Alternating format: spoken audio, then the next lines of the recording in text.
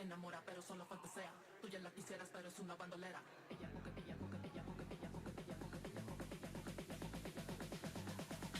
Tú ya la quisieras pero es una bandolera, bandolera, bandolera, bandolera, bandolera, bandolera, bandolera, bandolera, una bandolera, bandolera, bandolera, bandolera, bandolera, bandolera, bandolera, bandolera, una bandolera.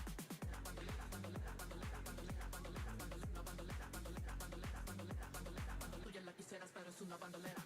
Ya coquetea, se juguetea. No tiene marido, ella quiere ser soltera. Te enamora pero solo fantasea. Ya la quisieras pero es una bandolera. Ya coquetea, se juguetea. No tiene marido, ella quiere ser soltera. Te enamora pero solo fantasea. Tú ya la quisieras pero es una bandolera.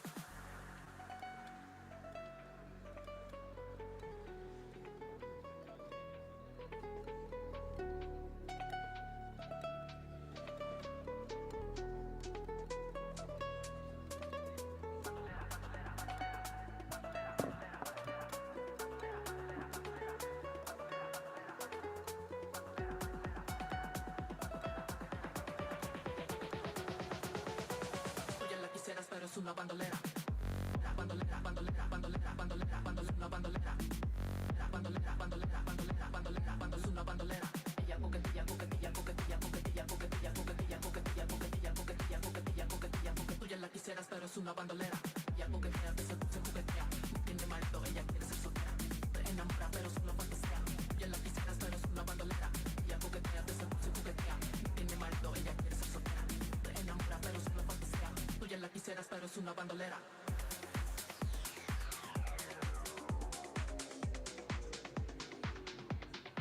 Pero es una bandolera.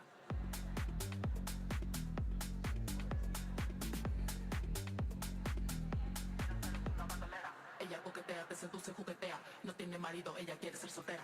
Tú te enamoras pero solo fantasea. Tú ya la quisieras pero es una bandolera. Ella coquetilla, coquetilla, coquetilla, coquetilla, coquetilla, coquetilla, coquetilla, coquetilla, coquetilla. Tú ya la quisieras pero es una bandolera, bandolera, bandolera, bandolera, bandolera, bandolera, bandolera, bandolera, una bandolera, bandolera, bandolera, bandolera, bandolera, bandolera, bandolera, bandolera, una bandolera. Bandolera, bandolera, bandolera, bandolera, bandolera, bandolera, una bandolera, bandolera, bandolera, bandolera, bandolera, bandolera. Tú ya la quisieras pero es una bandolera. Ya coquetea, se juguetea. No tiene marido, ella quiere ser soltera. Te enamora pero solo fantasea. Ya la quisieras pero es una bandolera. Ya coquetea, se juguetea. No tiene marido, ella quiere ser soltera. Te enamora pero solo fantasea. Tú ya la quisieras pero es una bandolera.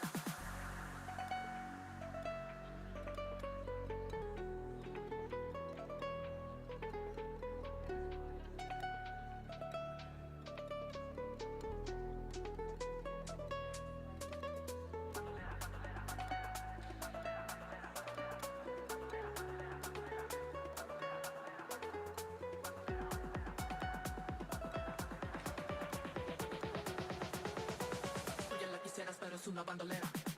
La bandolera, bandolera, bandolera, bandolera, bandolera, una bandolera. La bandolera, bandolera, bandolera, bandolera, bandolera, una bandolera. Ella coquetilla, coquetilla, coquetilla, coquetilla, coquetilla, coquetilla, coquetilla, coquetilla, coquetilla, coquetilla, coquetilla, coquetilla. Tú ya la quisieras pero es una bandolera. Ella coquetea, se juguetea. No tiene marido, ella quiere ser soltera. Te enamora pero solo fantasea. Tú ya la quisieras pero es una bandolera. Ella coquetea, se juguetea. No tiene marido, ella quiere ser soltera. Te enamora pero solo fantasea. Tú ya la quisieras pero es una bandolera.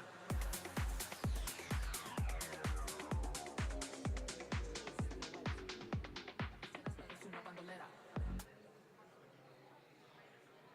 Yes. Okay. Tú te enamoras pero solo fantasea. Tú ya la quisieras pero es una bandolera. Ella coquetilla, coquetilla, coquetilla, coquetilla, coquetilla, coquetilla, coquetilla, coquetilla, coquetilla. Tú ya la quisieras pero es una bandolera, bandolera, bandolera, bandolera, bandolera, bandolera, bandolera, bandolera, una bandolera, bandolera, bandolera, bandolera, bandolera, bandolera, bandolera, bandolera, una bandolera. Bandolera, bandolera, bandolera, bandolera, bandolera, bandolera, una bandolera, bandolera, bandolera, bandolera, bandolera, bandolera. Tú ya la quisieras pero es una bandolera. Ya coquetea, se juguetea. No tiene marido, ella quiere ser soltera. Te enamora pero solo fantasea. Ya la quisieras pero es una bandolera. Ya coquetea, se juguetea. No tiene marido, ella quiere ser soltera. Te enamora pero solo fantasea. Ya la quisieras pero es una bandolera. Hello. ICSW.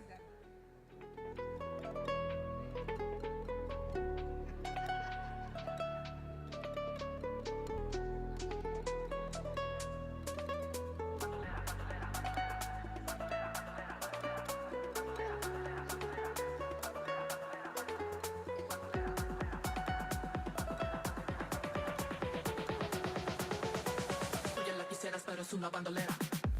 Bandolera, bandolera, bandolera, bandolera, bandolera, bandolera. Bandolera, bandolera, bandolera, bandolera, bandolera, es una bandolera. Ella coquetilla, coquetilla, coquetilla, coquetilla, coquetilla, coquetilla, coquetilla, coquetilla, coquetilla, coquetilla, coquetilla, coquetilla. Tú ya la quisieras, pero es una bandolera. Ella coquetea, te seduce, juguetea. No tiene marido, ella quiere ser soltera. Te enamora, pero solo fantasea. Tú ya la quisieras, pero es una bandolera. Ella coquetea, te seduce, juguetea. No tiene marido, ella quiere ser soltera. Te enamora, pero solo fantasea. Tú ya la quisieras, pero es una bandolera.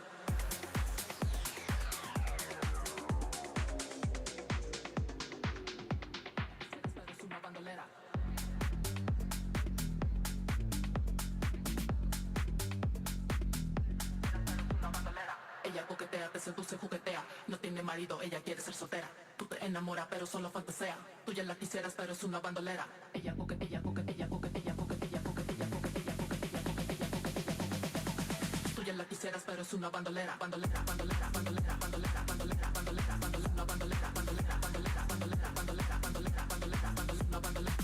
Bandolera, bandolera, bandolera, bandolera, bandolera, bandolera, una bandolera, bandolera, bandolera, bandolera, bandolera, bandolera. Tú ya la quisieras, pero es una bandolera. Ella coquetea, te seduce, juguetea. No tiene marido, ella quiere ser soltera. Te enamora, pero solo fantasea. Tú ya la quisieras, pero es una bandolera. Ella coquetea, te seduce, juguetea. No tiene marido, ella quiere ser soltera. Te enamora, pero solo fantasea. Tú ya la quisieras, pero es una bandolera.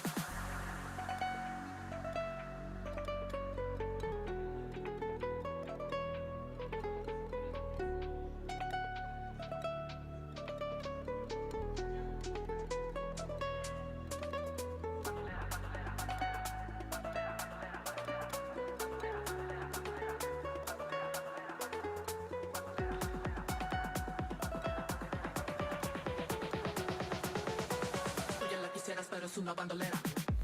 Bandolera, bandolera, bandolera, bandolera, bandolera, una bandolera. Bandolera, bandolera, bandolera, bandolera, bandolera, una bandolera. Ella coquetilla, coquetilla, coquetilla, coquetilla, coquetilla, coquetilla, coquetilla, coquetilla, coquetilla, coquetilla, coquetilla, coquetilla. Tú ya la quisieras, pero es una bandolera. Ella coquetea, te seduce, juguetea. No tiene marido, ella quiere ser soltera. Te enamora, pero solo fantasea. Tú ya la quisieras, pero es una bandolera. Ella coquetea, te seduce, juguetea. No tiene marido, ella quiere ser soltera. Te enamora, pero solo fantasea. Tú ya la quisieras, pero es una bandolera.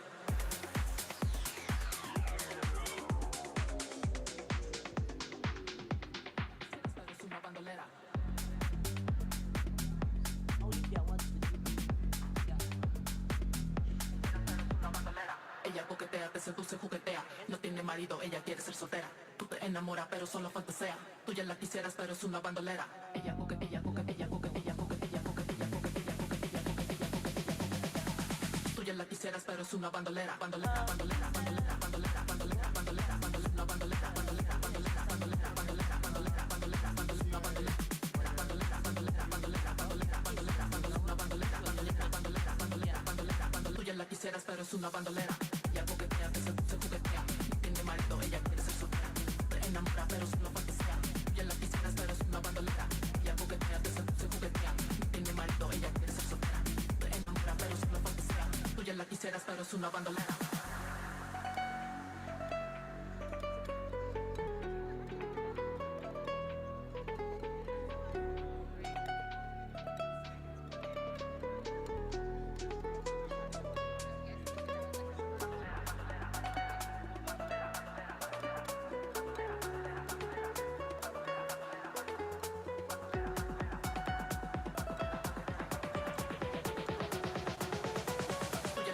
Pero es una bandolera. Bandolera, bandolera, bandolera, bandolera, bandolera, una bandolera. Bandolera, bandolera, bandolera, bandolera, bandolera, una bandolera.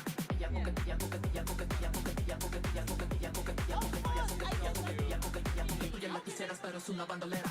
Ella coquetea, te seduce, juguetea. No tiene marido, ella quiere ser soltera. Te enamora, pero solo fantasea. Tú ya la quisieras, pero es una bandolera. Ella coquetea, te seduce, juguetea. No tiene marido, ella quiere ser soltera. Te enamora, pero solo fantasea. Tú ya la quisieras, pero es una bandolera.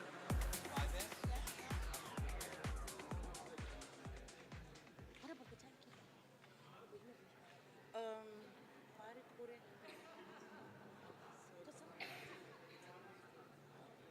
Just run and get her. That's a minute.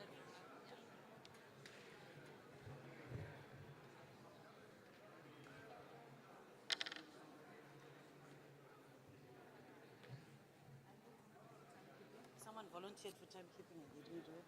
So these people are supposed to have 4 minutes each for the awards. They get 4 minutes each to speak. Okay. So you need to sit in front with them. Okay. Yeah, when their time is up, show them 2 minutes, show them 1 minute, and then show them time up. I will just talk to them now No, you don't. Okay, to tell them, right? to tell them when I do this. Yeah. But they're coming up now. Yes. Soon after the announcement. Like immediately. Yeah. I'm with them. Thank you. That's why I dragged you.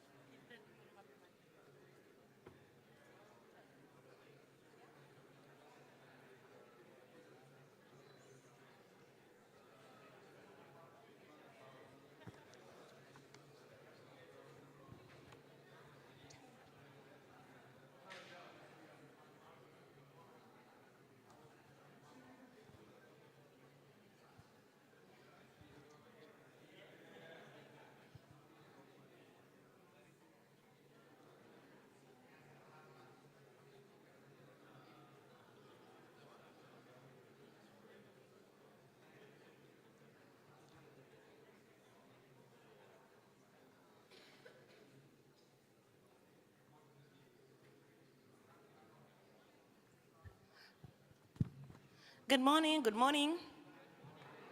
How are we? Good, I am back again.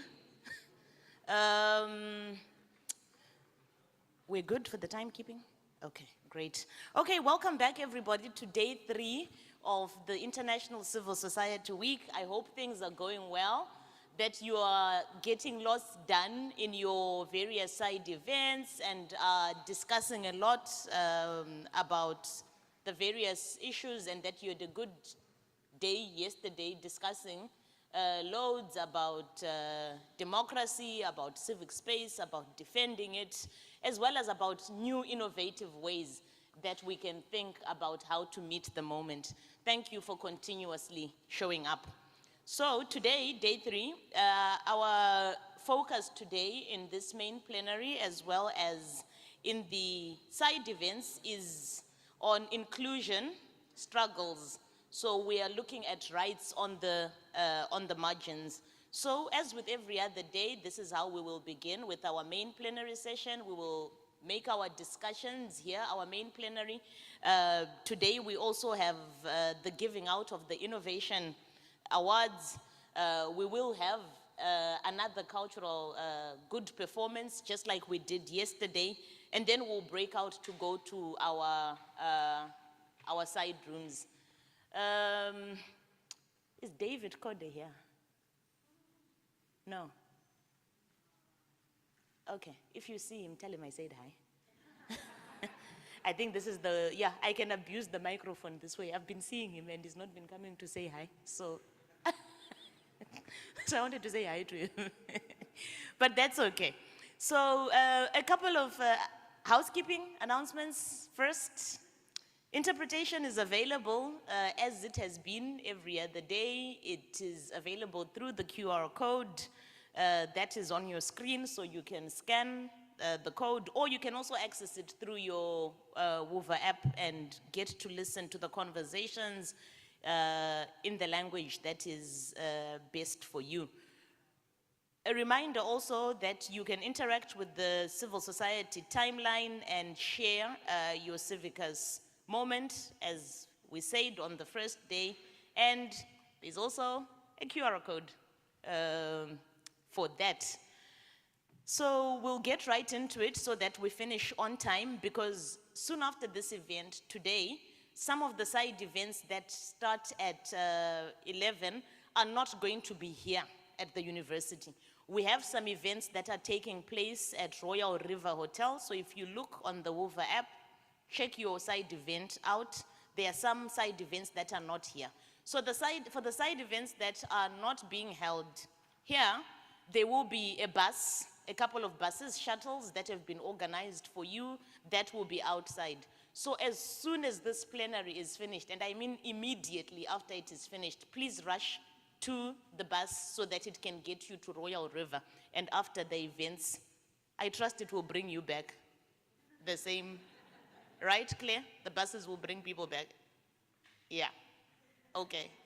Yes, there will be transport to bring you back as well.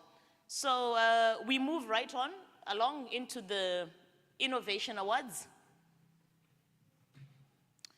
So the Innovation Awards, also known as the Nelson Mandela Graça Machel Innovation Awards, are presented every year in recognition of those who develop creative, committed ways to build a more just world, often while overcoming obstacles.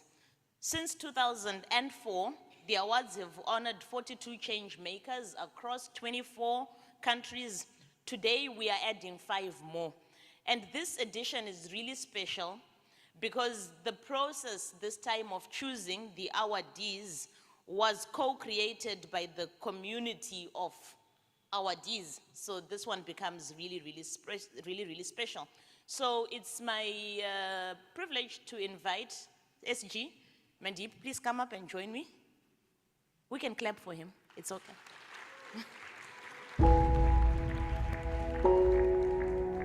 Morning, you're good? Great, okay. So what? Okay. There's a video.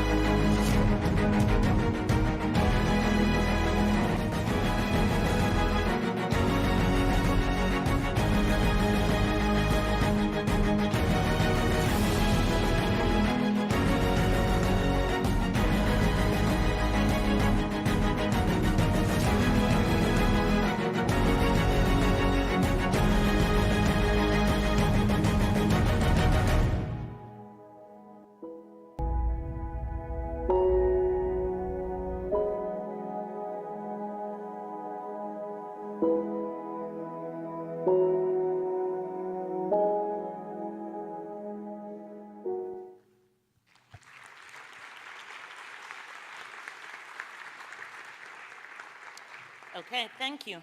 So what we will do for the awardees is that I will invite each awardee on stage.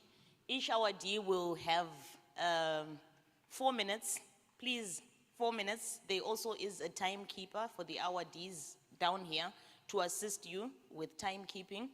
The awardee will speak briefly about their work that has led to them being awarded.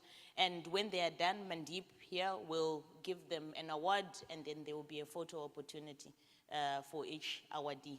So I will move myself to the end so that I am not in the photo. Yes. No, you can be here, it's fine.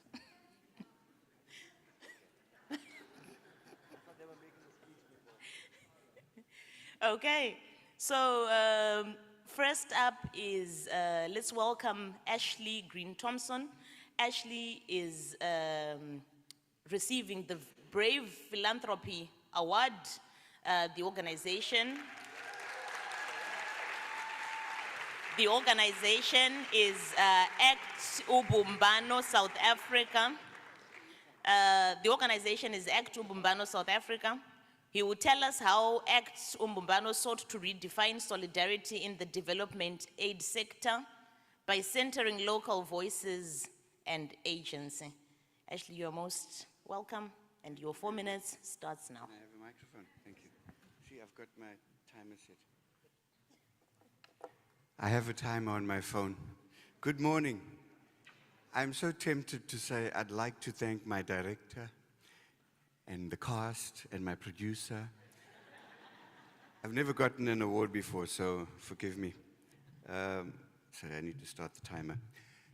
Good morning. Thank you very much, Civicus, for recognizing the work that we do. ACT Ubumbano is a very young organization. We're only about, I never quite know exactly, but about 7 or 8 years old. And in case you're wondering, the word Ubumbano is the Zulu word for solidarity. And that pretty much captures who we are and what we're about. We exist to be a resource to community struggles. And we do that in 3 ways. The first is that we provide micro grants, small grants, $1,500 for community action, for anything that an organized formation in the community wants to do. We don't have too many restrictions. In fact, we have none. It's entirely up to the local organization. The second way we support those struggles is by amplifying voice. We reject the notion that we must speak on behalf of, and so we try and create space for those voices to be heard in different fora. And the third way in which we do that is and I think this is the basis of the organization, we invite people into what we call solidarity hubs. And some of you have been there. This last one, we actually partnered with Civicus. They gave me a few bob, and we were able to invite a couple more people. But 2 weeks ago, we had 100 activists from 8 countries in Southern Africa, because that's where we operate. And they engaged in a process of critical self-reflection. For 2 or 3 days, depending on how 3 days, these community organizers were able to share their stories, but not just as a nice kumbaya moment, but as a critical investigation of their practice. So we don't make assumptions that just because we are activists, we are good. You can't make assumptions about the nobility of your work. You have to always interrogate it and see whether you are actually perpetuating the kinds of power dynamics that have led our world down the wrong path. We don't just do that for Southern activists. In our DNA, we are also European, because we were set up with support of European Protestant agencies as well. And so they are invited to do the same thing. They are invited to critique their practice. So when we do the analysis of this world that is so messed up, we challenge people to go beyond externalizing the analysis. Put yourself in it. How is your funding practice contributing to transformation and liberation? Or how is it perpetuating the power dynamics that shape our world? And so, in conclusion, because my timer says I've got about 30 seconds left, we commit to a process of listening to the wisdom of those who resist their dehumanization on a daily basis. We don't have speakers in our meetings. There's no experts who come in and tell us what to do. We rely on the wisdom of those who survive in spite of the oppression. And it's amazing how powerful that can be if we just allow ourselves a chance to listen carefully, and allow that wisdom to challenge us in the way we do our things. I promise you, Mandip, we'll win the battle. You won't be so stressed. You could take early retirement, and we can have a proper society. Thank you very much. Thank you. Ashley and Mandip, you can come, I think here, more in front of the banner. Yeah, in front of the table, yeah, for the photo. Branding opportunity. Yeah, in front of the table, yes.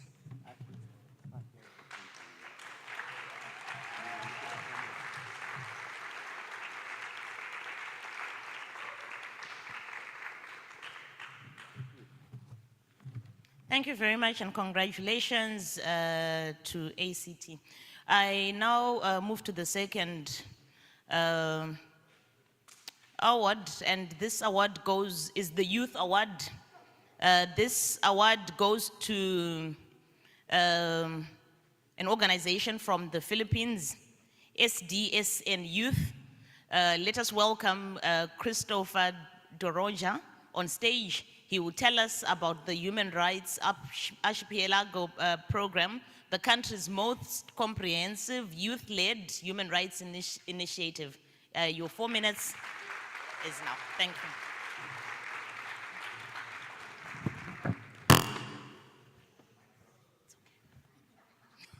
Hello? Okay. All right. To our honorable and distinguished guests and friends, to human rights defenders across the world, and to my team in the Philippines and the Philippine Commission on Human Rights, I offer this award to you. Good morning, everyone. I am Chris, the Executive Director of the SDSN Youth Philippines, and let me tell you, fighting for human rights is not easy.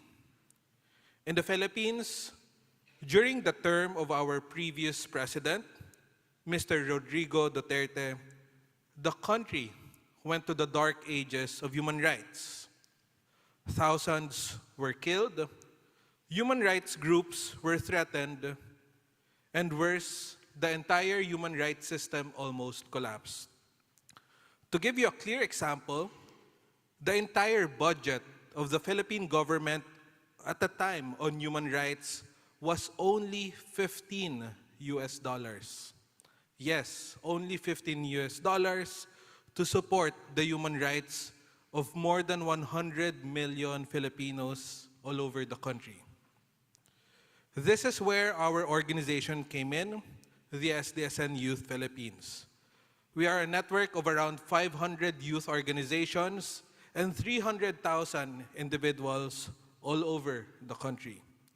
And we launched our project, the Human Rights Archipelago Program. It is an avenue for the youth to stand up and be the supporting system for human rights institutions. It is composed of 3 phases: to educate, to investigate, and to coordinate. We educated more than 3,000 youth leaders to become human rights champions.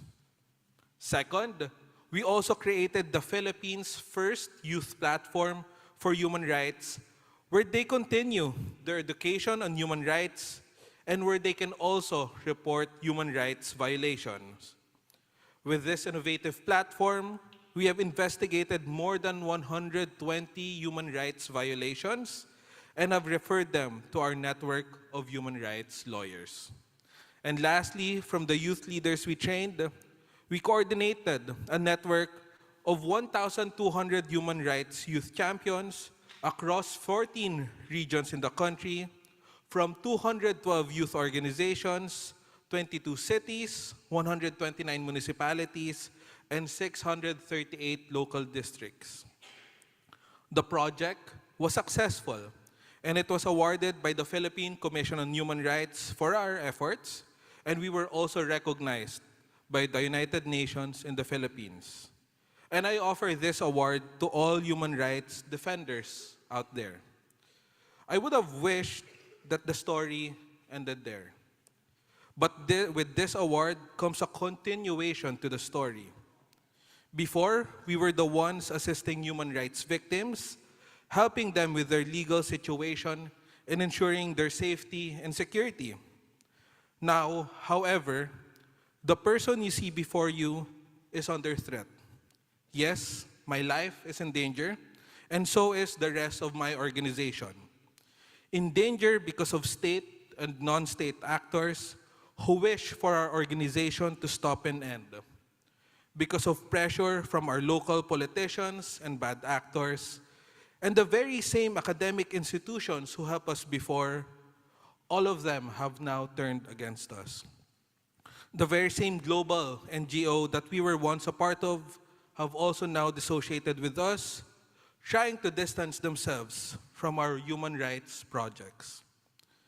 Now, we are the victims of strong cyber attack, and we have numerous legal cases on our organization, our partners, and funders. Yes, if I were to tell you one thing, this is the true struggle for human rights. And we will not stop, we will not bow down. And I ask the community here, who are fellow human rights advocates, to continue fighting, to support us, and to help human rights defenders all over the world in their advocacy. Civil society organizations like ours, like yours, are the defensive system of our society. If we go, then many more lives will be put at risk. So let's all fight together. So thank you once again for the award, and let's do great work for human rights.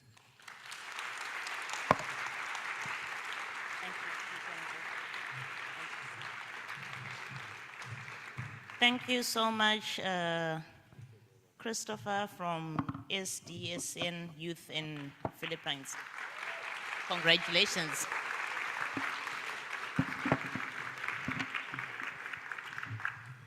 The next award is the Community Award. This award is awarded to an organization from Uganda, Digital Woman.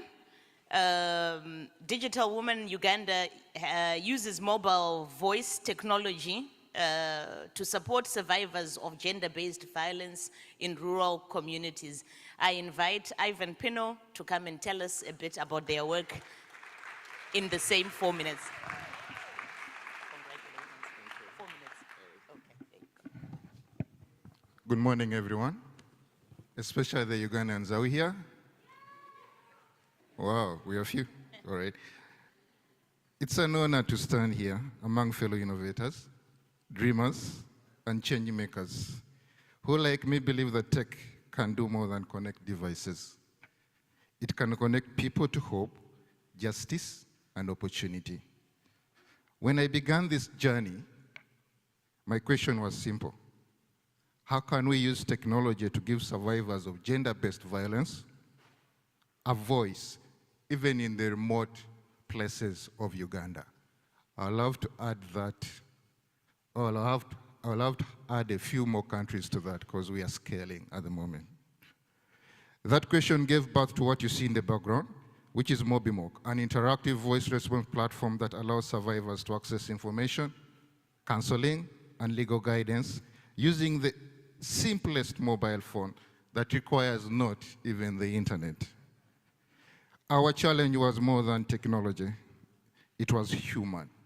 So we built this technology in a more human-centered design. In communities where silence has been normalized, where stigma is stronger than law, and where distance limits justice, we needed to rebuild trust, voice by voice. The recognition isn't just for me, but it's for every woman that dialed that number, seeking help, for every community that refused to stay silent, and for every young innovator across Africa daring to solve local problems with local tools. As we celebrate today, I'm reminded of Madiba's words. It always seems impossible until it's done. Before I close, I want to express my deep gratitude to Civicus, not only for its financial support, but for believing in innovation that starts at the grassroots.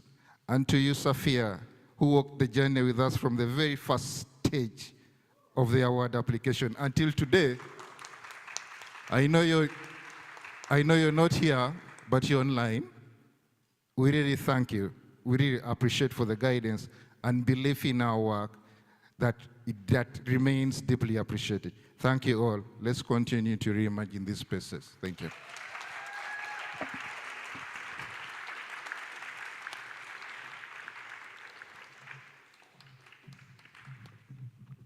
Thank you so much. Congratulations, Ivan and the organization Digital Woman from Uganda. we are deeply inspired. Thank you.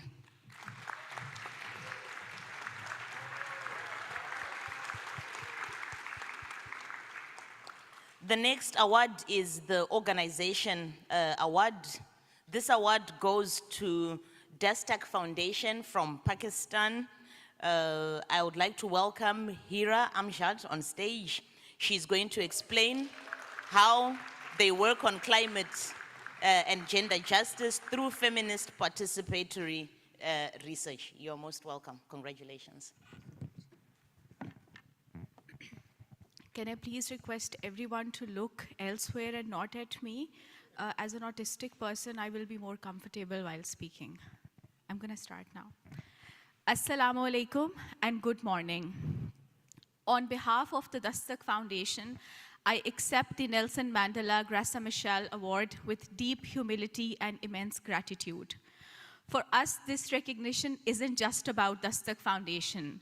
It's about the thousands of girls, women, trans persons, and frontline defenders across Pakistan and the world who continue to resist, to defend rights, and expand civic spaces. Both Dastak Foundation and our innovation find their roots in a single powerful practice: listening with intent and compassion. Listening to stories that the world often overlooks. In the mountainous, glof-hit devastated villages of Chitral, drought-hit deserts of Sindh, submerged villages of Punjab, and all over Pakistan, we found stories of courage and resilience. And if I may share something personal, I live with a hidden disability. I am autistic. For me, the world has always been a place of sensory intensity, sounds, textures, emotions that people often miss or dismiss. But this difference has also been a gift. It taught me to listen, to make space underneath the noise, to sense patterns in pain and possibility, and to build systems of care. In many ways, Fierce, our innovation, emerged from this way of seeing, of feeling deeply, of refusing to turn away. A research innovation centered on storytelling, curated not to study communities, but to stand with them, to stand with defenders. For far too long, knowledge development and research have been extractive. They have been measuring lives without ever touching the lived realities. Fierce does the opposite. It redistributes power in knowledge making. It asks who is being silenced in the process, who owns the story, who decides what matters, how should the story be told with relational consent.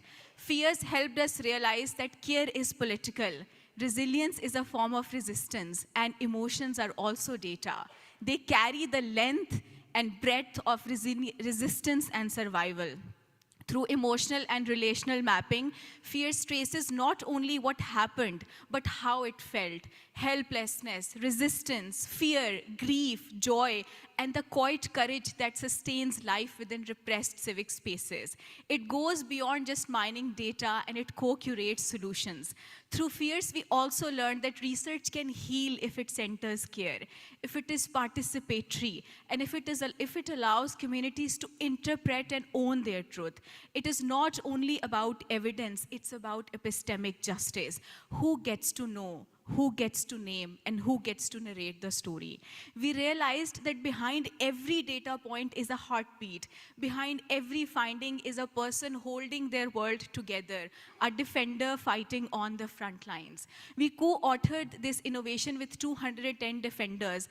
This award truly belongs to them. They are the ones who made Fierce possible. Their courage is the heartbeat of Fierce, and what you have read on the screen is the impact of Fierce, a silent reckoning, transforming into a movement for defenders from defenders. In the spirit of Nelson Mandela and Graça Machel, at Dastak Foundation, we see justice not as an institution, but as a relationship, one that begins in empathy and grows through solidarity. This award strengthens our resolve to continue building a world where defenders and survivors in repressed societies are not just waiting for justice, they are shaping it and leading it. To every person who has shared their story with us, to every defender who has dared to care in times of crisis, this award is yours. May our collective work continue to expand civic spaces. be care-centered, free, fierce, and flexibly funded by the feminists. Towards the end, I would also like to appreciate Civicus for having sunflower lanyards. For the first time, I felt the stress leave my body the moment I was accepting this lanyard at the registration desk. Thank you so much for showing us that inclusivity is possible in all spaces. I'm grateful for this opportunity.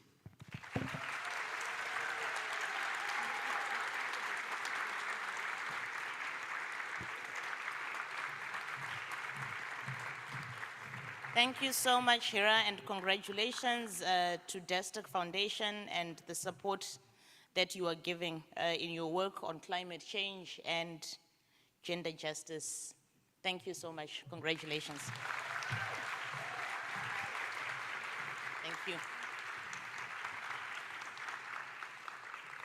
Thank you so much. To the last award now. This award is the individual award. This award goes to an individual from the Republic of the Congo, Heshom Haubang. We can clap for him. Thank you. Although Heshom could not be with us today, I'm not sure if he's online, but we honor, if he is, his powerful contribution. Heshom is an activist in a context where peaceful assembly is heavily restricted and youth activism has gone quiet. Heshom dared to ask, what if art could help us relearn how to gather and rebuild community? Through the Center of Action for the Development of Brazzaville, he launched Slam for Human Rights. This is more than just a campaign. It is a cultural space, a civic classroom, and a call to collective action. Using slam poetry, Heshom and his team have created a space for popular education on human rights, a stage for reclaiming the right to protest, an associative village where people meet and build solidarity. Heshom's innovation reminds us that civic space is not only defended in courtrooms or on policy papers, but it was also defended in prose and also in verse. In restrictive environments, creativity can be a form of resistance, and poetry can also be a pathway to freedom. We present this award to Heshom in absentia.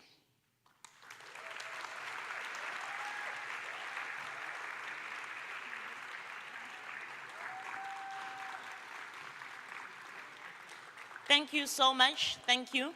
I would like to quickly invite all the awardees to just come, those that feel comfortable, for a quick photo opportunity together.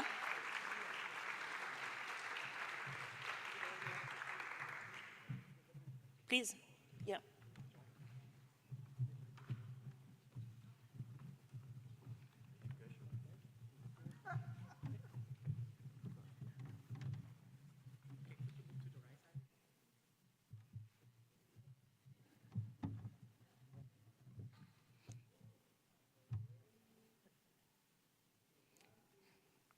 Thank you, thank you, thank you.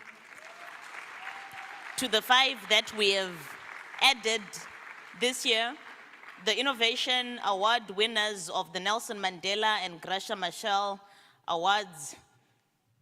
Thank you. Thank you so much. And thank you, Mandeep. Thank you so much. Awesome. We are moving. I now would like to invite Zakaria Amataya. Zakaria is a poetic performer. His performance today is inspired by Thai politics and the chaos of this politics as well. So he will come and perform this piece that is inspired by this. Zakaria, you are most welcome.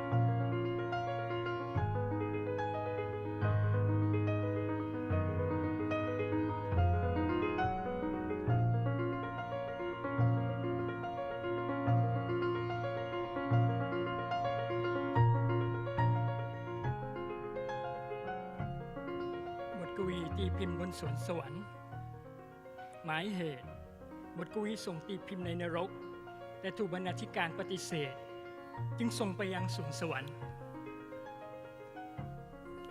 เสียงบ่นพึมพำสะบดก้นด่าผู้ไร้ศรัทธาหวงเปล่าจิตวิญญาณแหลกสลายล้มเหลวที่จะกระทำคุณงามความดีมอบกายอุทิศถวายแด่ปีศาจผู้ครองอาณาจักรโลกก่อนความตาย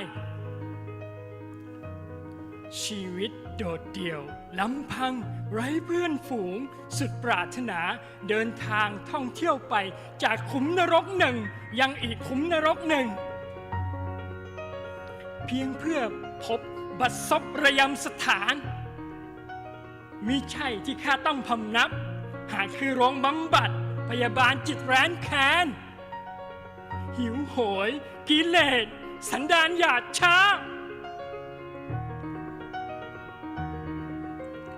รัฐบาลชั่วช้าสามานฤทธิ์อำนาจจากมืออันไม่มีจะแดกนักการเมืองเลวคาถาท่องจดจำกันมาราวแผ่นเสียงตกร่องจึงอ้าแขนโอบกอดพี่นอบพี่เทาแลบลิ้นเลียหนังสีดำขัดมันวาววับหุ้มตีนเปลื่อยเปล่ากรอกปลิ้นตาจากทุนสามัญเป็นทุนสัมมาผู้เฒ่าชราไม้ใกล้ฝั่งภูมิอกภูมิใจรับใช้เผด็จการทรราชที่เคยต่อต้านค่อนครึ่งชีวิตและยังคงเริงร่าเปรมปรีปลื้มปีติล่องเรือสำราญ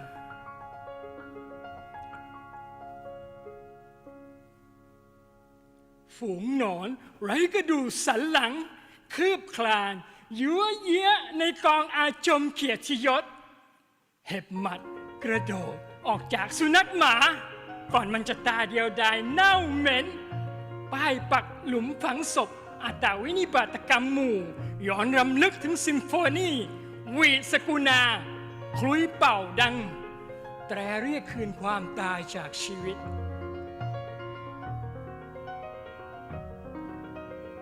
ดอกไม้สีเหลืองมโหฬารในก้อนสมองอันโถส้วมมิอาจยอมรับเบ่งบานสะพรั่งงามทั่วทุกหนทุกแห่งซึ่งไม่มีเจกันใดยอมรับประดับนอกจากเป็นเครื่องสังเวยบรรณาการบูชา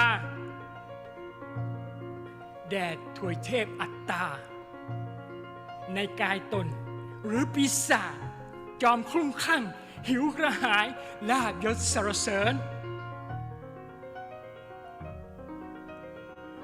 อมสาบนิ่งเงียบแล้วงึมงำพร่ำพูดกับตัวเองอมสาบนิ่งเงียบแล้วงึมงำพร่ำพูดกับตัวเองข้ามาถูกทางแล้วข้ามาถูกทางแล้วข้ามาถูกทางแล้วมันคาสายนี้และจะนำข้าสู่สวนสวรรค์ชั้นกวีจุรรุจิรัตน์เหล่ากวีผู้ล่วงลับจงพร้อมต้อนรับข้าน้องใหม่ผู้มาช้าแต่เพียงพร้อมมาด้วยใจนอบน้อมคารวะ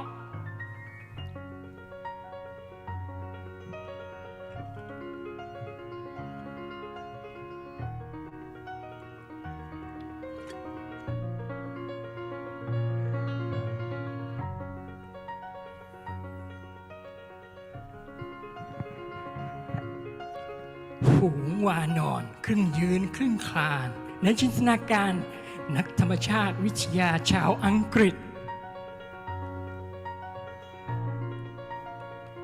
ไต่ลงมาจากต้นไม้ศักดิ์สิทธิ์ย่องคลานโยกเยก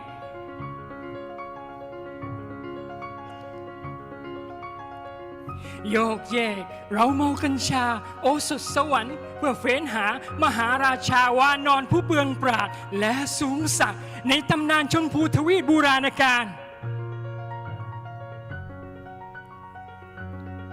กวีนักเขียนเห่าหอนตามท้องถนนตามหาถ้อยคำสาบสูญจากสุนทรียภาพพจนานุกรม ใต้ล้อตีนตะขาบผู้ประกาศกล้าวแทนคุณแผ่นดินบัมพบุรุษบุรพราชันวานอนผู้วายชน 2,500 ล้านปีล่วงเลย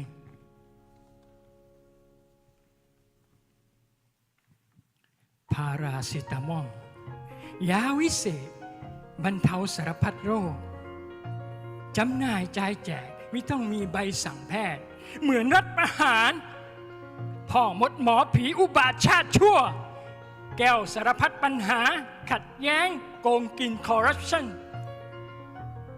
ความมั่นคงแห่งชาติระริกระรีเต้นร้าวรูดเสาเสพติดอำนาจบากใหญ่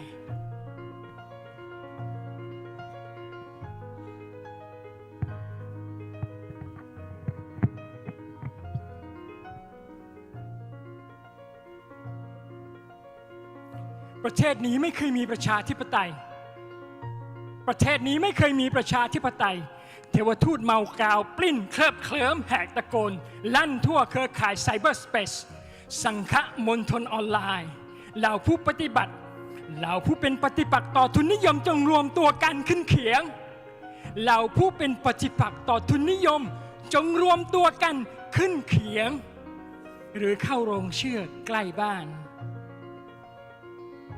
พระผู้มาโปรดร่อมร่อจวนปรากฏนำทางจิตวิญญาณหลงทางสู่สวงสวรรค์กฎหมายสมนปิ้นปอกประจานประนามคุมขังผู้คนสู่ตะแลงแกงแห่งความสิ้นหวังอ้างว้างและโดดเดี่ยวจงสารภาพผิดจงสารภาพผิดเพื่อลดหย่อนโทษนานปี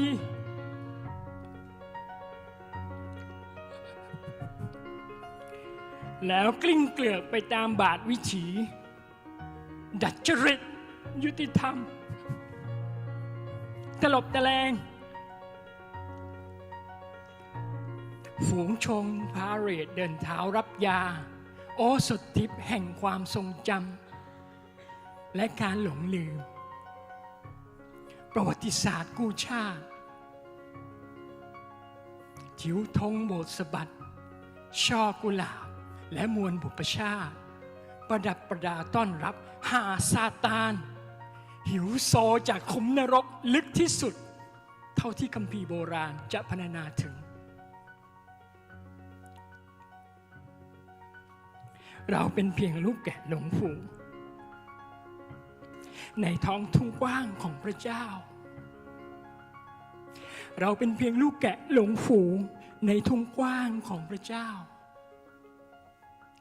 เป็นสเต็กมีเดียมกึ่งสุกกึ่งดิบโรยเกลือพริกไทยและประดับประดาด้วยยอดโรสแมรี่พวกเขามีซ่อมร้าวหนามแหลมมีมีดคมพร้อมหั่นชิ้นเนื้อติดกระดูกฟันที่ดัดมาอย่างดีตั้งแต่เรียนมัธยมต้นพร้อมเคี้ยวงับชิ้นเนื้อค่อยๆถูกบดฟันซี่บนซี่ล่างกระทบกันฉับดุดันกิโยตีนบั้นเสียนประหาร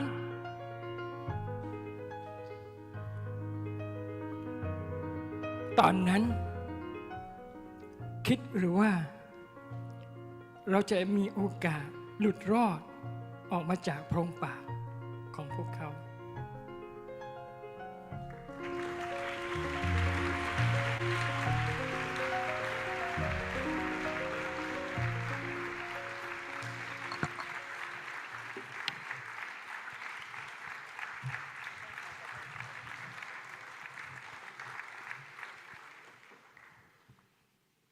Thank you so much to Zachariah for performing that political piece. Most lovely. We now have a message from Susan Sabano. Susan is a board member of Civicus, but also serves as a program officer at the Umbrella Cerebral Palsy Network Association in Uganda, which is a disability rights advocacy organization for those living with cerebral palsy. Hello, ICSW 2025. I'm Susan Savano from Uganda, a board member, Civicus, living with cerebral palsy disability.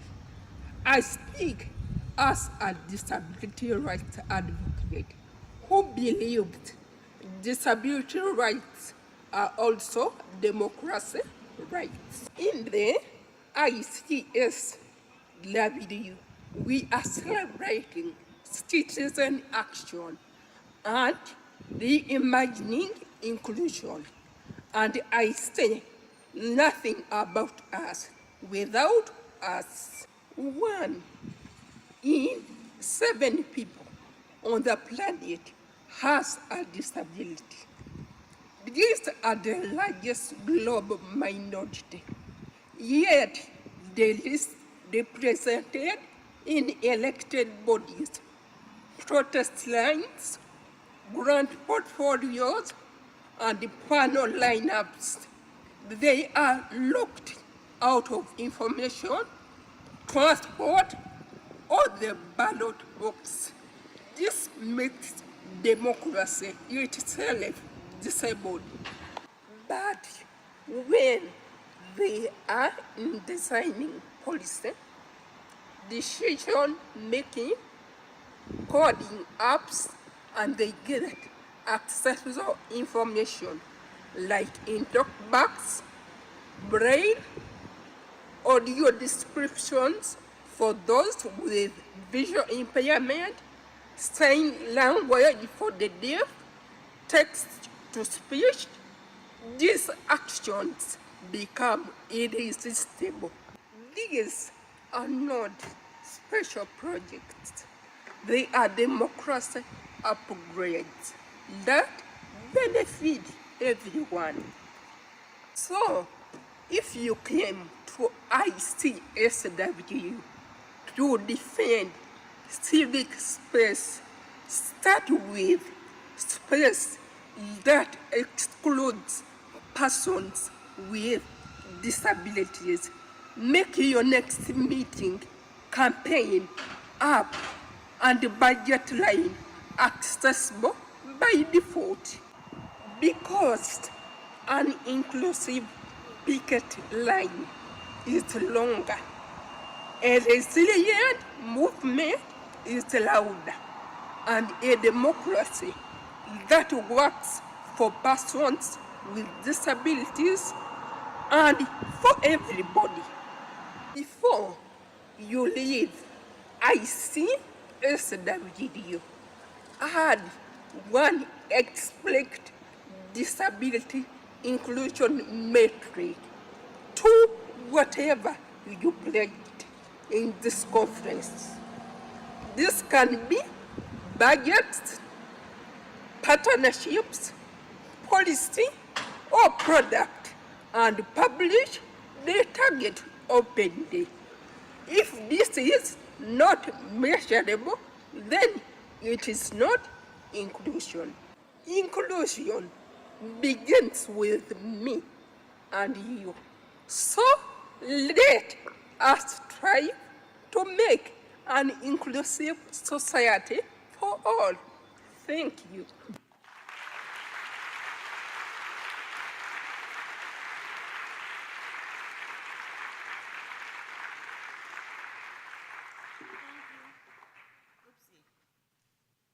Thank you so much, Susan. I hope you are there online and are able to see the room. And I'm sorry that you could not join us here to present the message, but we are thankful for this day and for Civicus as well for creating this space for us to discuss the issue around how do we center marginalized voices and ensure that we have inclusion. We now move to the main panel of the day, which will also inform our conversations and as we go to all the side events. On the panel is quite a couple of people, but you'll see that there is also another Ugandan. There was a Ugandan in the Innovation Awards. Now another one. No, don't clap, because it's another Ugandan clapping. Moses, I see you. Yeah, soon, if you're not careful, Mandip, the Ugandans will move Civicus to Uganda. And when they get hold of something, they don't let go of it. How long has your president been? When was the last election? Okay. Okay, let's leave that. We love you, Ugandans. But we move now to our panel. The panel's title is Nothing About Us Without Us, Centering Marginalized Voices. The conversation is going to examine how systems of oppression interact and compound marginalization, exploring economic inequalities intersection with various forms of discrimination, as well as colonial power dynamics within civil society and development work. The panelists will have an opportunity to discuss how marginalized communities build autonomous power, ensuring accountability campaigns remain community-led, centering the most marginalized women's voices, and resisting both traditional patriarchy and digital attacks. They will explore coalition building across difference, navigating tensions between social justice movement, and conclude with visions for true inclusion. The panel will be moderated by Biljana Spasovska, I hope I've pronounced this correctly, who is the Executive Director of the Balkan Civil Society Development Network and is also a Civicus board member. Biljana, you may come up and call your board members, and you have about 45 minutes for your panel. Thank you so much.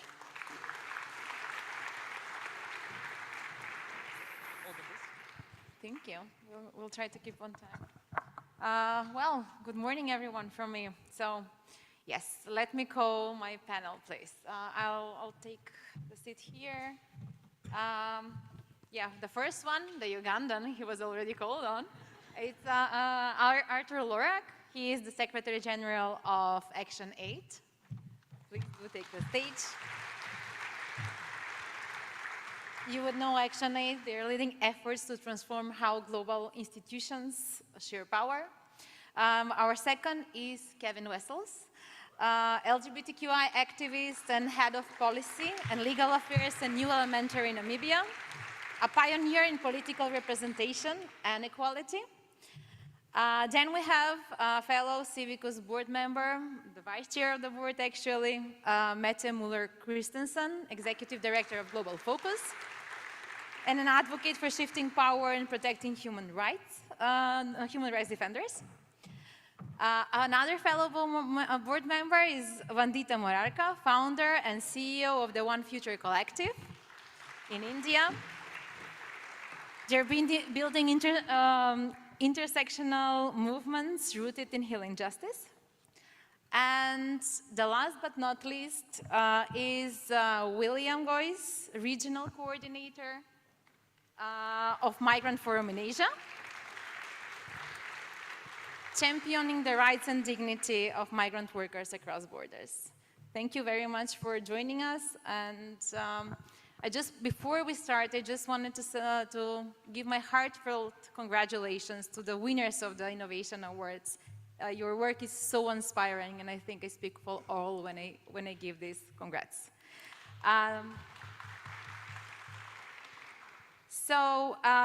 It's a real honor to start this discussion on this day dedicated to the lived experience of excluded groups and to the power of their voices and struggles. The session invites us to go beyond inclusion as a slogan to inclusion as a shared power.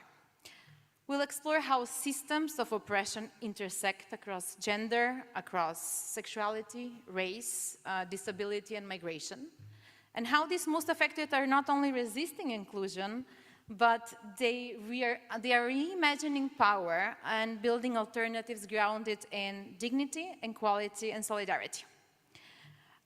We move in three parts. The idea is that we go from analysis to action to solidarity, starting with understanding oppression, then leadership and power, and finally coalition building across alliances. So let's start with Vandita first. Vandita, your work with One Future Collective advances social justice through people power and justice institutions.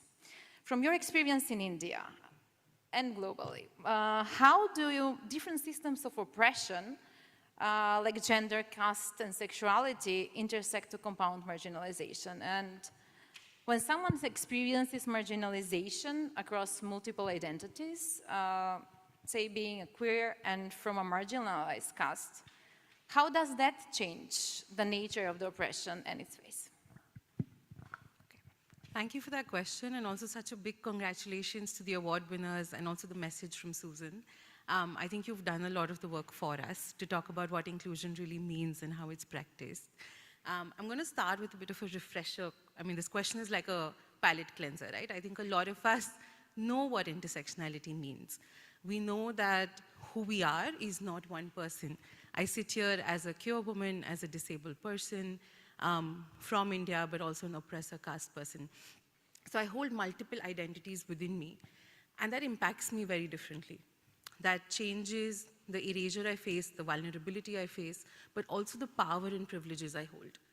So now that we know what it means, there's a theorist called Jennifer Nash who speaks about let's move from what intersectionality means to really thinking about what it does. So I'm going to walk you through an example from our work about what it really means to hold multiple oppressions. A piece of our work is access to justice, and we work with queer survivors and women survivors of sexual and gender-based violence. Till recently in India, being a queer person in itself was a crime, right? To just be like gay, to be a lesbian was a crime. Now imagine in that situation, you face sexual violence. To make the complaint that I have faced X or Y is to open up yourself to being jailed for your identity. How that works out in everyday practice is, I'm assuming a lot of people in this room have used apps like Bumble, Tinder, Grindr. Yes? Okay, I'm not going to hear a yes, but hopefully. So in India, a lot of people would match with you on Grindr, meet you, and then extort you for money because they could report you, knowing no protections exist. A few years ago, we decriminalized it. We thought we really fixed this. We moved on.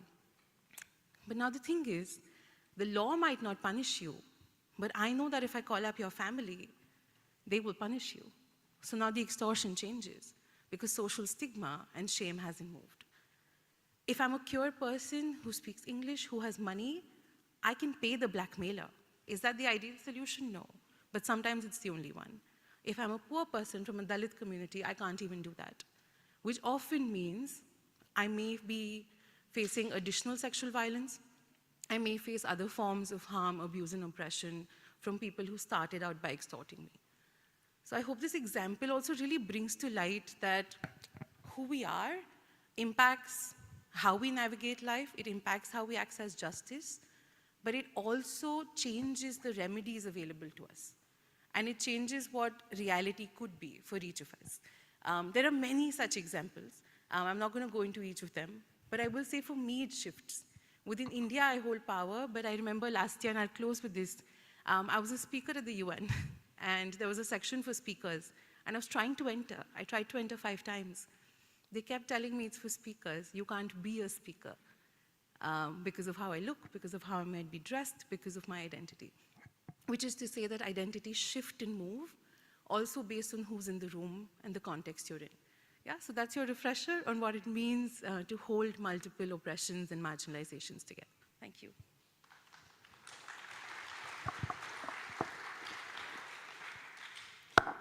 Thank you, Vandita. You reminded us that identity is not a box, it's a web, I think, and there are structures exploiting that out there. My next question goes to William. You work in one of the most dynamic regions for labor migration, Asia, where millions people cross the borders for opportunity, yet face systematic exploitation. How does migration status affect and intersect with gender, class, or nationality to create unique obstacles? And for instance, when a migrant domestic worker faces abuse, how do migration control, gender equality, and racism combine to deny them justice? Thanks, thanks for inviting us to be part of this. And I'll just want to start off with what Ashley, the awardee, said. Not only because my first name is also Ashley, but because right now we ourselves within the migration sector are beginning to do a lot of introspection about where we have come in our struggle for migrant rights. And picking on what you have said as well, I think the realization that the intersectionalities, we think we have liberated ourselves here in the South from some of the intersectionalities that are part of our lives. And in some way, I find that within the migration discourse or the migration journey, while we have not liberated ourselves of them, others know about them. And then when in the countries of destination, they get amplified. You know, so a Nepali woman or an Indian woman or a Filipino woman who is going out as a domestic worker is aware of the intersectionalities that she had to struggle with in her life, or a migrant worker coming from a caste in India or a developing country kind of thing, going to the Gulf, for example, is aware of we are aware of our smallness. This whole colonial othering is still very much a part of us. And when today a world demands labor, a world where demographic challenges require surplus labor from another part of the world, which thinks there is surplus labor, in another part of the world, that world is aware of these intersectionalities. And they have come across borders and they get institutionalized in acts of exploitation and abuse. And that's why I think for us to be able to recognize this is important, because this is only a small kind of, it's what's happening in a small way in a much bigger issue that we need to look at, and that is in the world of work. I'm not sure when the journey happened between creating migrants as a sector and forgetting that migrants are workers. People like us, people on the move looking for a better life, for whether to support family, education, or whatever kind of thing. And we have forgotten, we have become, and even in the civil society world, even in the UN world, there's so much of jargon around migration. Look at the jargon we have: unskilled workers, skilled workers, illegal workers, undocumented workers, irregular workers, regular workers, refugees, asylum seekers in this, and we put people in these boxes. And then they live out the intersectionalities wherever they go. We carry that baggage with us. So I think it's time that we start looking at this and unpacking these constructions that we have created, that we are carrying with us, aware and unaware as well. So it would be important for us then to see how do we look at migrants and how do we look at each other even, because migrants oppress migrants as well. The whole world of migration is like that. There is migrants struggling for their rights, but Asian migrants look down on African migrants because African migrants are taking their jobs. So this constant battle in the world of work that is unfolding, that we are unaware of, which is amplifying and exploiting the intersectionalities we already carry with us in our histories. So much for opening up this space. And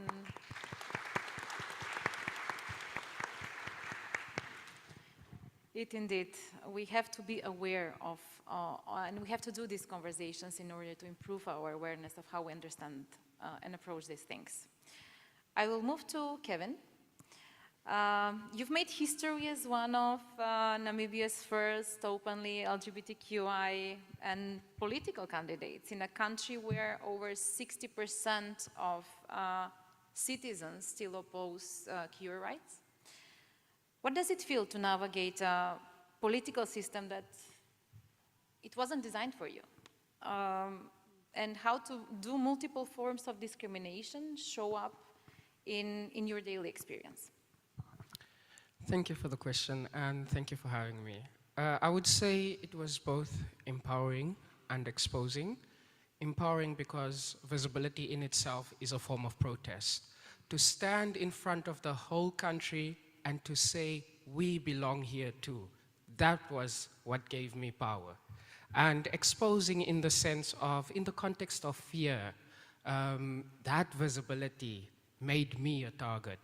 And being at the forefront of that, and in Namibia, just after between 2023 and 2024, we've had about 10 killings, brutal killings of LGBTQ plus people, and that sent such a shock through the nation. And you can imagine what that felt like for myself as a candidate. And despite the huge legal wins that we've had in Namibia, mindsets have not changed yet. Hearts have not changed yet. And that is where the big work needs to start. Being a candidate in that space was also meant that I would live in duality. You know, there was pride and there was anxiety at the same time. There was vulnerability and there was courage at the same time. And this was so encouraging because there were so many messages coming in from all over the world, but also from other Namibians, queer Namibians, who said, we finally feel represented.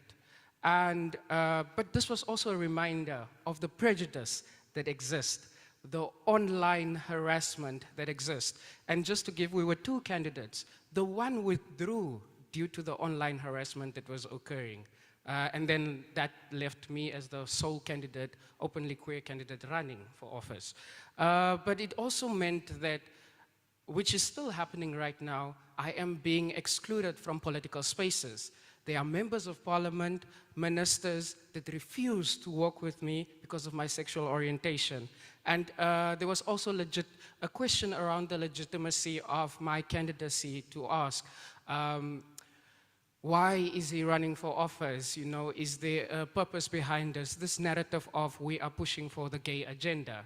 And these are some of the pushbacks that, you know, we received, not just myself, but the community at large, because it's not Kevin, it's Kevin from the community. And when we speak of this, we need to also look beyond sexual orientation, because these things intersect. We look at race, we look at gender, we look at gender expression, we look at class. These things mean that being queer and being young also meant that I was always considered as inexperienced. And I want to say thank you to Civicus for having so many young people here, because these young people bring so much wealth of knowledge. Honestly, thank you. And this also means that we're not just fighting for recognition, we're also fighting for access. Access to places, access to, you know, justice. And these are layers of exclusion that just build on each other and build on each other. One other thing is it makes us wonder how we should move through society, and it also makes us question whether we are safe or not in our own countries. But it does give us hope, because this visibility has started to shift conversation. It has begun to shift conversation. Where queer rights were once deemed foreign, they are now attached to names, they are attached to faces. These are our neighbors, these are our colleagues, these are political candidates, these are now politicians, and we should be proud of that, because the conversation has started to shift. And this humanizes the struggle. Just to finish off, for me and for the community abroad, this fight is not about just changing laws, but it's about changing consciousness, ensuring that the next queer candidates who run for office do so without fear, without being scared of existing, and being proud of who they are. Thank you.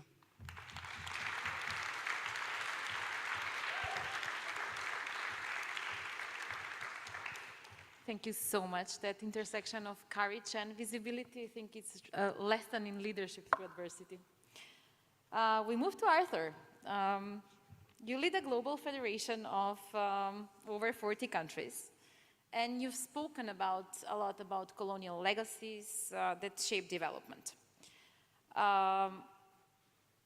What is less visible in, how do you see first, let's start from there. How do you see the historical hierarchies playing out in today's civil society, especially around gender and racial justice?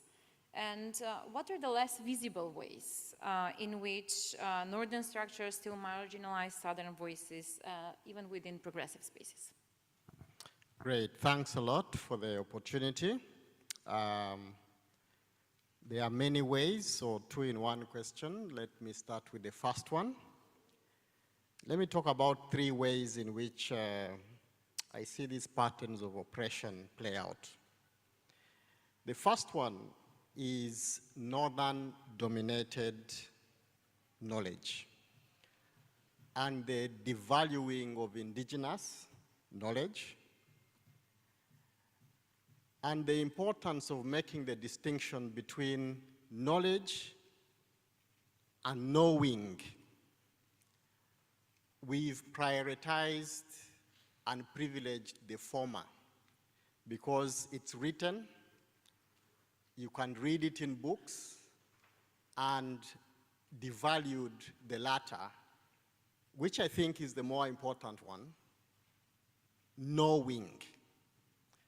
So think about this. Knowledge and knowing are not necessarily the same thing. So that's one way in which northern-dominated knowledge has,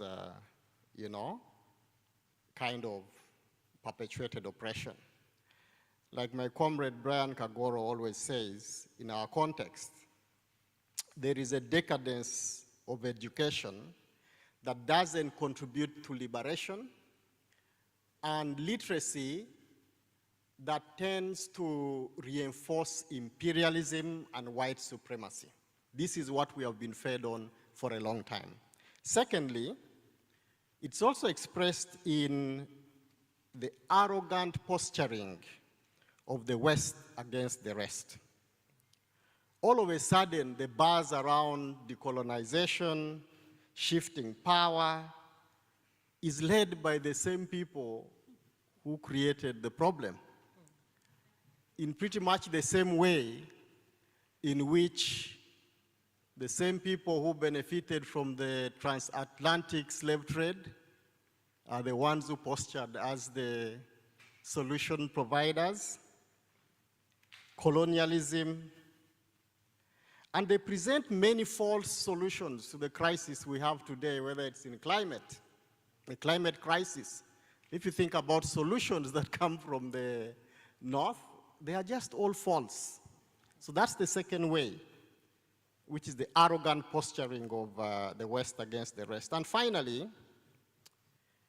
it's also expressed in the system that everybody has talked about since we started this conference, which is a very racist, colonial, extractive, and patriarchal system, which keeps reproducing itself.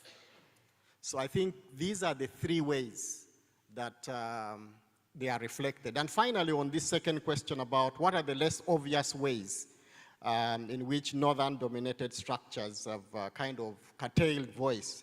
Again, three quick ones. I think language. If you speak English and speak it well, you suppress others who don't speak English. Lots of our documents are in that language, and by the time you translate, you are left behind. Secondly, longevity in an organization. We did a power analysis in 2014, and it unearthed certain aspects about power and its abuse that we never imagined. How long a person has stayed in a position, for instance. You talked about Uganda earlier. So this guy who just doesn't want to leave, is just powerful because he's been there ever since. So that's the second one. It's less visible, so language, longevity, and the final one is different standards with which we judge leaders. So in many ways, we learned that the standard with which we judge women leaders in the organization in the past has tended to be different. There are many things that male leaders could get away with, but females would not. They would easily get exposed. So we've overcome all of these problems. Today, I think, made significant headway, but historically, this is what I would say.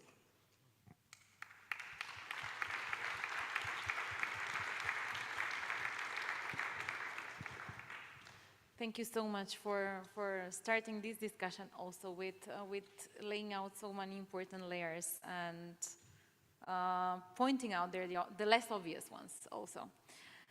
We move to Mete. In your work, you're working a lot with the rapid response mechanisms. What patterns do you see around the faces of who faces the greatest risks and why? And how do gender, geography, and the issues they work on to intersect? How do they shape this vulnerability?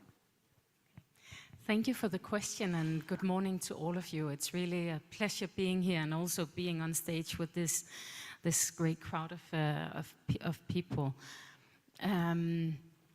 It's true that we have a rapid response mechanism and also hosting a network of other organizations that have rapid response mechanisms. And just our own mechanism is called Claim Your Space, and during the 4 years that we've had it, there's been given support to 500 human rights defenders. And it's very clear that, of course, it's not a random risk. It is really patterned exclusion and prosecution. And I don't know if I should sit here and tell you who they are, because we all know it very well, but the data just really speaks the painful truth that 1 out of 5 human rights defenders that were killed worldwide last year were indigenous people.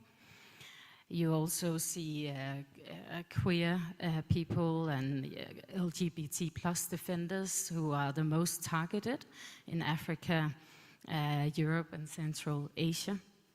And across every region, we have women human rights defenders that are subject to gendered attacks, sexual violence, online slander, and punishment if they move beyond the patriarchy. And of course, also as Vandita pointed out, the risk multiplies at the intersections. So when it's indigenous women talking about land rights, queer activists in rural areas, young environmentalists fighting extractive industries, it's really each layer of identity adds a layer of danger. And geography also matters. Global South is facing the human rights defenders in Global South faces the harshest repression and also least access to protection. And as in many cases, it is those with the fewest resources who also carries the heaviest risk. And having the responsibility of a human or a rapid response mechanism, it's really obvious that protection that doesn't reflect that it is structural, what's happening, ends up helping or protecting the most privileged the first. So marginalization then really then it's only looking at risks and not the complexity. So I think everyone who is dealing with rapid response mechanisms and protection of human rights defenders really have a duty to look at the full person and at the intersectionalities and not merely the incidents that happens.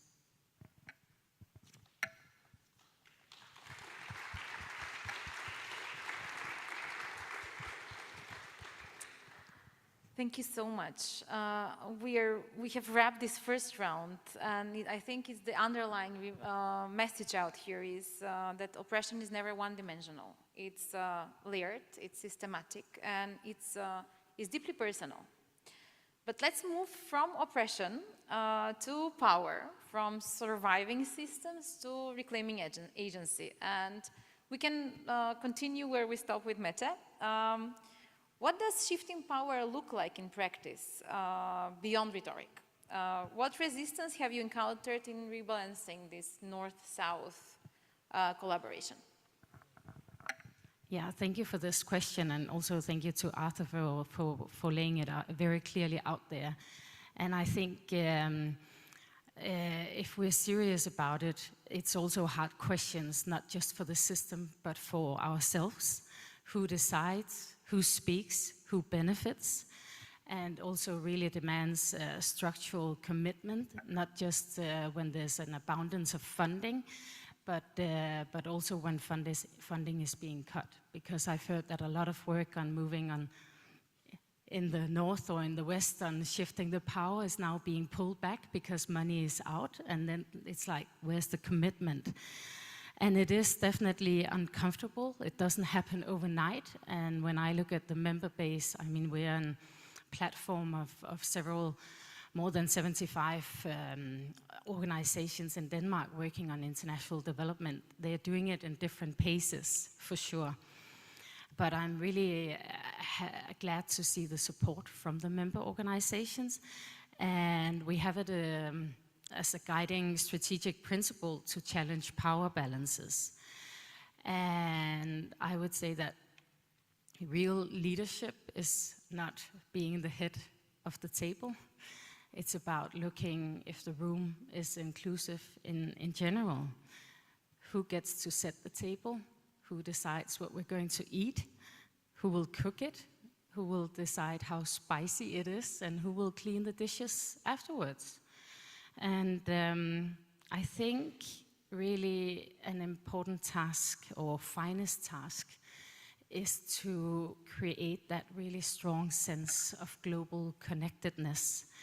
And that's why it's such a privilege to be attending the International Civil Society Week, being part of global alliances like Civicus, you have Forest, you have ACNA, you have a number of networks that binds us together and really create meaningful conversations and understanding for each other, where we are peers and not beneficiaries or donors, but we're really peers that comes together talking about civic participation, civic space, and global solidarity.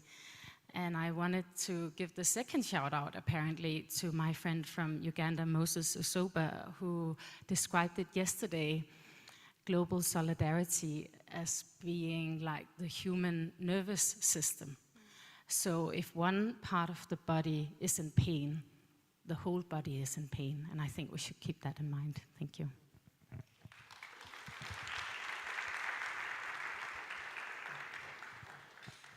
Thank you so much for closing for starting this round with this. I'm going to William. How do migrants and refugees build power when denied basic political rights? And what does grassroots organizing look like when people live in constant strain?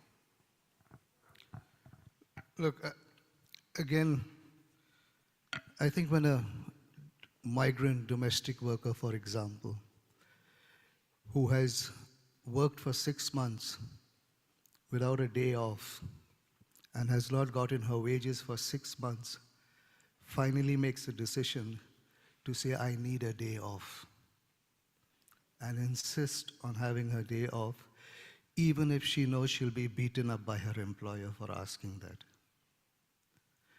But then, when another migrant worker, who is the driver, sees that she was beaten up, or another domestic worker in the neighborhood sees that she was beaten up and recognizes this when she goes out to throw the garbage, tells her, run away. When the rest of society looks at her as now an illegal person because she's ran away from her contract.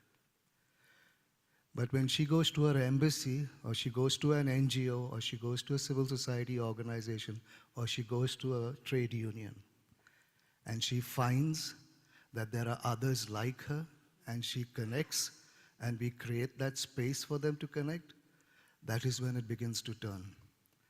And that is the story that we are seeing in migrant workers today. What we need to do is have a lot more of this. A lot more of this. Because the numbers of migrants is not diminishing. The numbers of migrants is increasing more and more. And what is increasing at the same time is more and more of the othering between us and them. So today we live in a world where immigrants who have spent years in a country, who have children and grandchildren in their countries, whose visas are being cancelled, whose residencies have been cancelled, whose citizenships have been cancelled, because they just look different.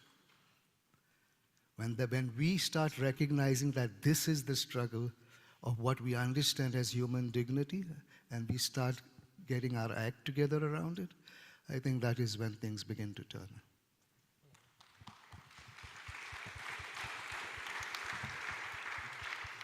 Don't leave the mic. Thank you so much. I'm coming to you. How do you build power from within marginalized communities, Vandita, through healing justice rather than simply seeking inclusion? Thank you for that. And I've been making notes, and I'm going to go off script, much to the dismay of the people who helped me put together my notes, listening to everybody. You know, when I started, like I was really, I think I was 16 or 17 when I came into development work.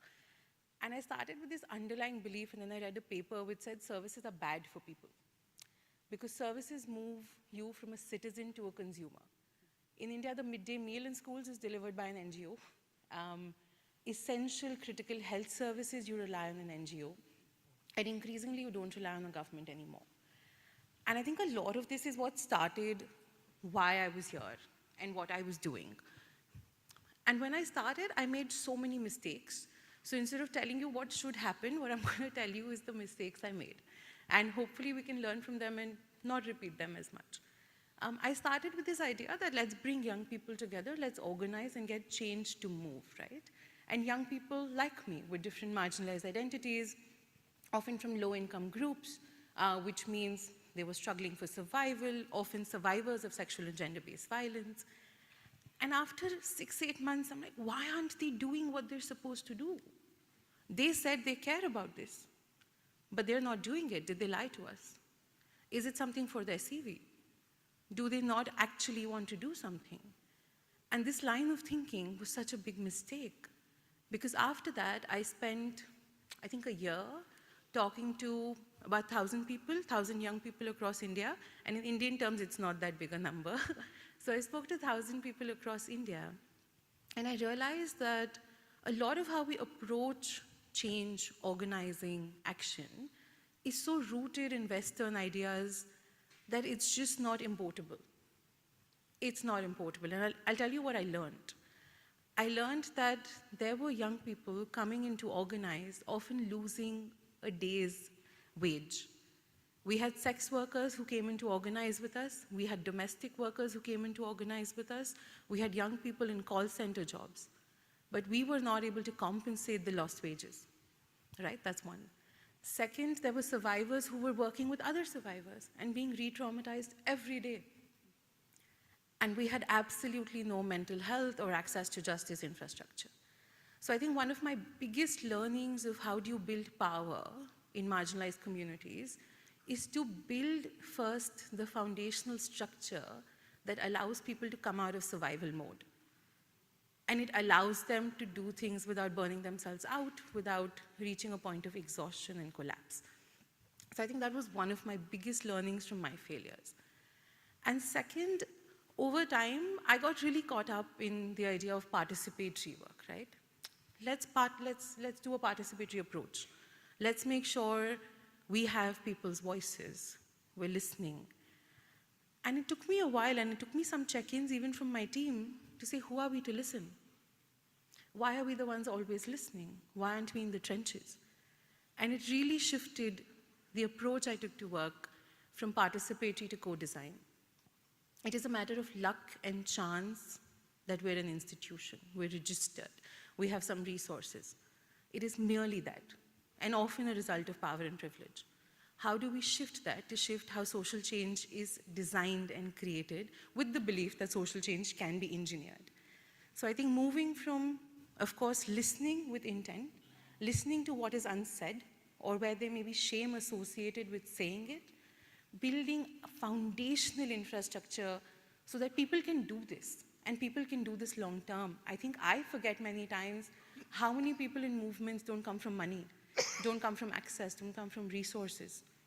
How do we make that happen? And then third is this, right? Who am I to decide participation? It is my role to be one of the many that comes together to design. And I think bringing these together, bringing these together has really helped shift how we build power. And the last one I will speak to, given we're at ICSW, in South Asia, I see an increasing isolation amongst young people from marginalized groups, from oppressor groups, aided by the fact that, your job keeps you at work for 10 hours. It's difficult to even hang out with your friends after. I mean, if you take a second to think about when was the last time you hung out with people without an agenda. This may seem like a minor thing, but what it's doing is it's pushing people to the right because they're seeking community and we're unable to provide it. And that led to the shift for us to say, to be successful in organizing, we need to become a part of people's everyday lives. We're around if you want to go watch a movie. We're around if you can't figure out how to get insurance. We're around if you just need someone to talk to. And I think that integration and that sense of community as a response to increased isolation is integral to being able to fight back increasingly far-right anti-gender sources. And this is a recent, over the last 18 months realization for us, and we're still learning. But that's also a failure because we kept telling people, show up for the work, but we forgot to show up for the people. And we're trying to change that. We're not very good at it, but we're getting better. So I hope that our failures are lessons, and they're useful when we think of how can we get people to build power and co-organize for change. Thank you.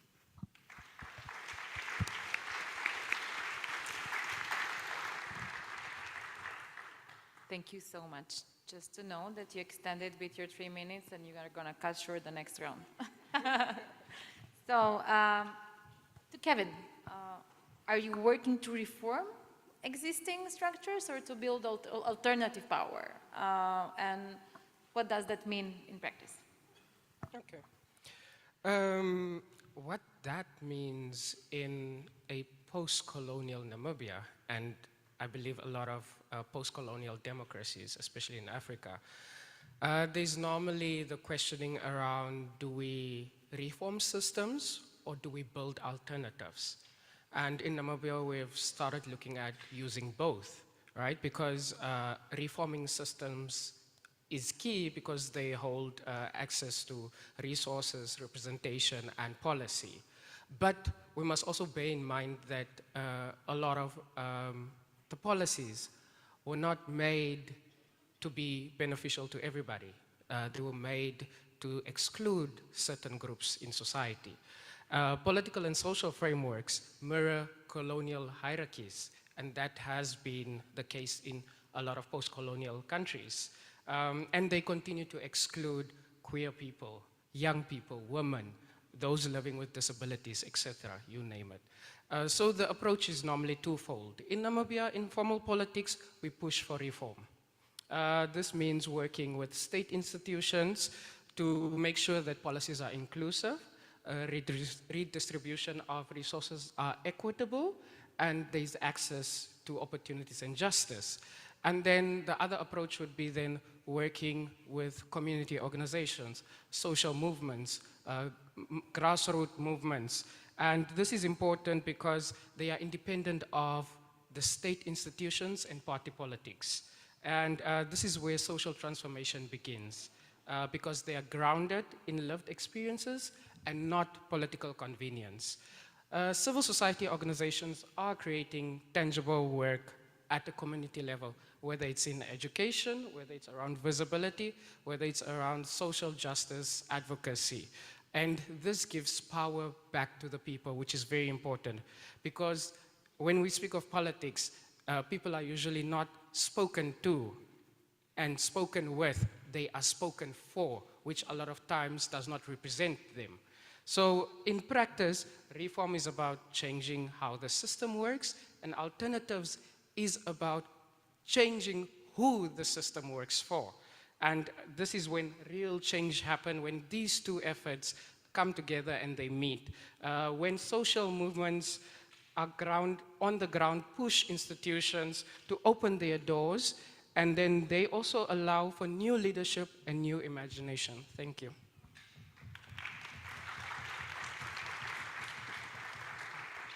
Thank you so much, William. Linking to this, Arthur, how does ActionAid ensure that communities lead advocacy work and not just participate in it? And what does true accountability then looks like? Great. So on the first one, firstly, the choice of campaign issues is important. How we frame them and what it is about. Quite often, many campaigns are really not about people, about something else.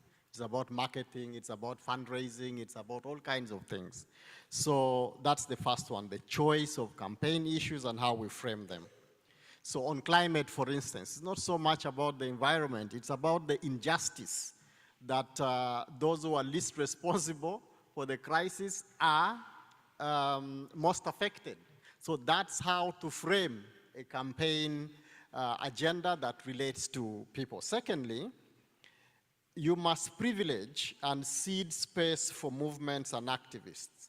So in the September week of climate action, for instance, 500,000 young people through a network of ActionAid youth hubs, about 100 of them all over, from El Salvador to Jeffreys in the Gambia.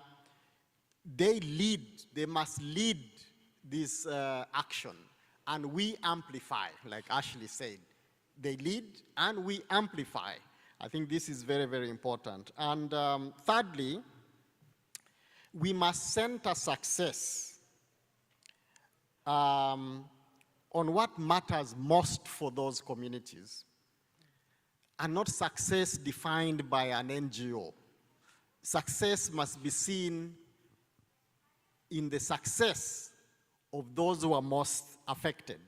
So Mete, you will be glad to know that your excellent initiative, Claim Your Space, has been of great value to ActionAid. Last year, 2024, 400 human and social justice activists were supported. And that's what we should measure, not the program that we have developed, not the report that we have sent to Mete, rather the protection, the survival, and the resilience of the people who are affected. I think those are the three ways I would look at success. Finally, on the second question on what is meaningful accountability beyond consultations, one, it means we must be answerable and take responsibility for our actions. If you are not answerable, you can't be accountable. And secondly, those that we work with should have the power to call us out. If we go wrong, they must have the space, the agency, and the power to call us out. I think these are the two ways I would think meaningful accountability can really be translated into things that matter for people.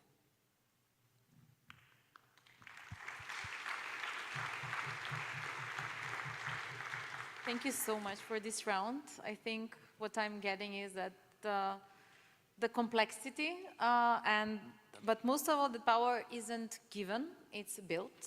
And that transformation begins with listening, with trust, and with humility, after all. let's go to the final round and more quickly than we used to, if you please, explore how movements build solidarity without losing their unique identities, because this is another issue that everyone is struggling with. We do want to be, we want to work in solidarity, but it comes at a cost. So starting with Vandita, how do you connect struggles like gender, caste, disability, and climate without diluting anyone's voice? And there are so complex issues. And how do you manage tensions between communities? I must say, good idea to start with me to keep me in time. I want to start by sharing that about 2 years ago, when the genocide amped up in Palestine, I witnessed it from a room in Mumbai. And I can't tell you how many times my heart has broken from then to now, with Sudan, with Congo, with other images. And this very severe feeling of helplessness, like what can I even do? Of being made helpless and powerless, feeling like nothing I do is enough and will not be. I felt it would be remiss to answer anything about movements without acknowledging this, the grief, the heartbreak of witnessing and not being able to action. And I think that's really solidified my belief on what movements need to come together, right? So I'm going to start by just talking about that. I think it's a colonial and capitalist project to break up your identity into different need segments that they can fund, right? You go for gender, you go for disability, you go for caste, but that's not how we live and experience our lives. So there is an urgent need to reckon and change how funding happens. We move from identity to identity plus politics and not just identity. And then the second thing for me is solidarity is a verb, and solidarity is very, very inconvenient. It's not easy. Movements are in competition, right?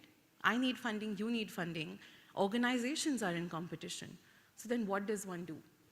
And to me, over the last 2 years, the strongest form of solidarity that has emerged is the power of rejection, is the power of saying no, is the power of saying you can keep your money, you can keep your visibility, you can keep whatever it is that you're doing, because till you don't stand for everyone, for all of the people, I think as Mette put it, we're a nervous system, right? You feel the pain wherever it's happening. And that simple, powerful act of saying, no, I reject, I will not, I won't take up this fellowship, I won't do this. I think that has emerged to me as one of the strongest forms of being able to demonstrate solidarity and being able to demonstrate that there is a way to build cross-movement collaborations. There are other thoughts I have, but I think for me, the main takeaway message that I would want people to leave this room with is that different movements will have different needs and priorities. Sometimes we will have to step back and say, you first. There's a city in the US, Evanston, which has reparations for Black folks, right? When I met them, I will be honest, my first question was, what about indigenous communities? And they said they were in bold. They said, you first. So from that to telling a fellowship that I'm not going to be a part of this anymore because you continue to think this is not a genocide. This is how we build cross-movement solidarity, by learning to prioritize, by learning to make space, and by learning to keep each other's interests above the survival of an organization, above ensuring our brand continues, our name continues. So I will stop with that, but I do hope you take that message from today. Thank you so much. William is the next. You can pass it to him. Talking on the same issue about building coalitions, how do migrants' rights movements build coalition with others? What is it there? Look, let me just first say that words like coalitions, stakeholders, allies, I'm beginning to be very suspect of these terms. Yeah? Because I think it's a design of co-optation. Because it's really something that's being imposed. it's not being driven by those who are struggling, by those who want to see justice. I think we have, within our sectors, within the work we do in civil society, even to some extent social movements, we have been framing and looking at our lives and our issues and our struggles, and we've tried to rationalize them. This is what we have inherited, that there is a logical way of thinking. And we have forgotten to act from our guts. We have forgotten to act from our heart. Everything has to be put down in a design, in a proposal, in a concept note. And as long as we are stuck in this space, and I'm saying, and I think for people who feel exploited, for people who are in that space of being marginalized, struggling and things like that, I don't know if in our histories, in our past, before this was imposed upon us, and after we started thinking like them. You know, Paulo Freire said at some time in the struggle for liberation, the oppressed start mirroring the oppressor. And I honestly think that today we might be in that space in civil society. When we look at the issues in the world that are happening today, look at just Palestine, and you can see it's glaring before us. Look at Sudan, it's out there. And those are the big issues. There are smaller issues of street vendors, street children, which don't get that kind of limelight. We go for the fashionable one. We go for the flavor of the month. And then we give it visibility and marketing and space. And that becomes what we want to garner around. And we try to build coalitions. I think it's time for us to start in the South, to start looking in our histories and in our collective consciousness. If we ever had ways of coalition building that were different from putting it down on a concept note, writing a project proposal, putting a design. If we can discover that, then we'll be forming coalitions. Then we'll be joining hands.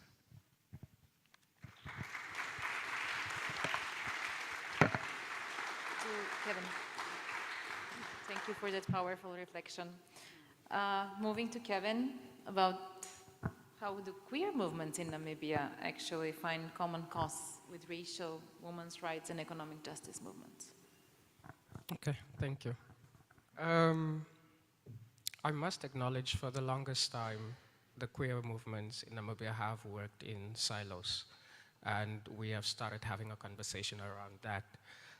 This is because we realize that the laws can change overnight, but mindset can sometimes take generations, because we can't legislate empathy and compassion, right? These are things that require engagement, visibility, and solidarity.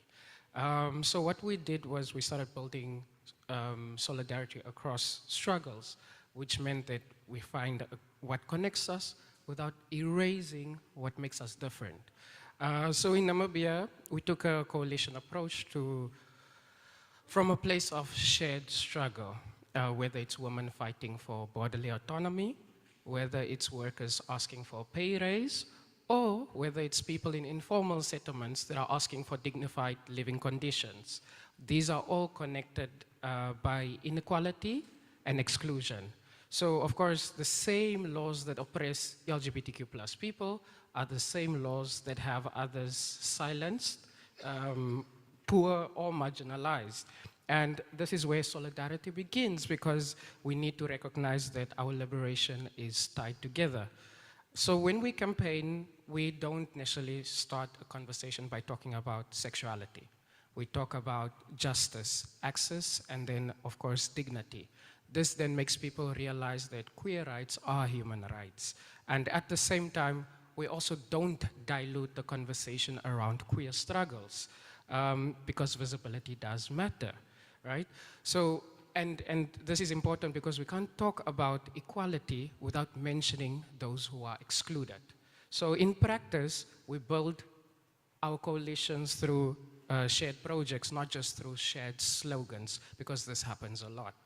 And whether it's women working with climate justice groups, or whether it's youth working with LGBTQ plus organizations, that coalition has happened. And we see this because some form of social protection and economic inclusion has happened. And these are partnerships that allow us to fight side by side because they multiply the impact and they don't divide it because we're not working in silos anymore. So changing mindsets is not necessarily about convincing people to agree with you, but it's to show them that our struggles or the struggle of the LGBTQ plus community is a shared struggle of that of, the people in the informal settlements, because as I mentioned earlier, these are layers building on each other. They intersect, these areas intersect. And this is how real solidarity and transformation has started happening in Namibia. Thank you.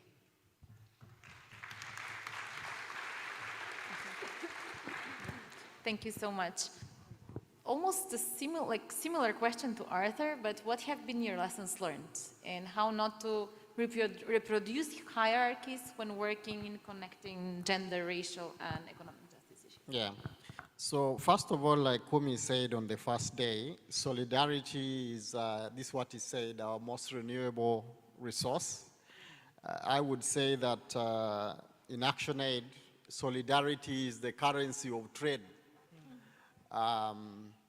Because people around the world connect with each other and their pains, like Mete mentioned, and that's very, very, very, very important. Secondly, increasingly the dichotomy of the North and South, it has some value but also has some problematics because there is increasingly a South in the North and a North in the South. So we need to be aware of this. And inclusion means we need to look at these dynamics in the same way. For instance, it's about time that the people in the US realize that you need to learn from Senegalese, you need to learn from the people from Bangladesh and the people from Nepal. Because like the popular Nigerian musician said, if the US is free, if Europe is free, the rest of the world will be liberated. The problems in Gaza, in Palestine, in DRC, in Sudan, are not caused by those people there. So if you free America from racism, you free it from fascism, Palestinians will be fine. Ugandans and people in the DRC will be okay. So campaigning must happen there. And in Europe, where we are seeing all the problems around the world, is caused by the way they think that way. So I think this is very, very important. And finally, if we are to avoid reproducing the kind of structures that oppress, in ActionAid at least a tool we have used, continue to use, is to have a feminist lens with which to analyze power and its abuse. It's not so much about women and men, but the lens with which we look at issues is very, very important. And I've found, some of the feminist leadership principles that we use are very helpful to hold yourself accountable, but also to see what difference you are making in people's lives. So much, Arthur. That very strict lady over there is coming to us. Can I give them one final message? No? No. Can I give Mete one final word? Because she didn't get to respond to the third question. So maybe your final question, your final message that you want the people out of this room to go out with.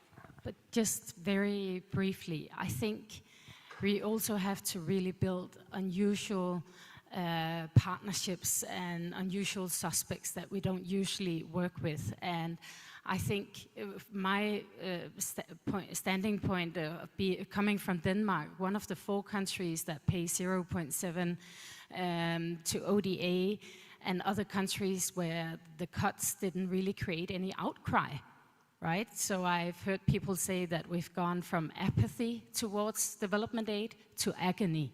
So there's no support, and I think if we need to change and shift minds, we have to work very closely also with people we don't agree with.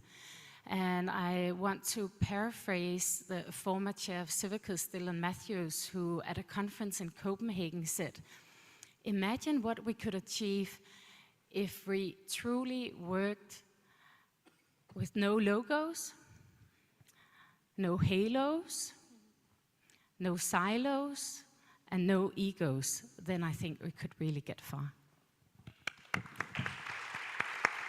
Well, that's a beautiful way to end this. I'm so sorry that we didn't get to the lighting session, but no, it's yeah, we have to finish. Thank you so much for being part of this, and I hope you enjoyed as much as I did in moderating this discussion. Thank you so much to all of you for the very insightful discussion.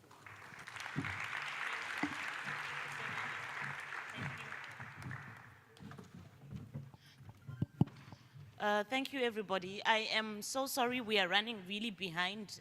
We just have 3 more minutes just left.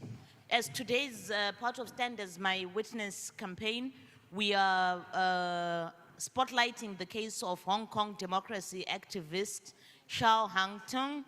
And Shao Hang-tung's case is presented by the founder and executive director of Lady Liberty Hong Kong, Ulrich Lee, who will tell us a bit about this case, as well as how you can also show your solidarity with our fellow activist who is incarcerated. You may come. Thank you.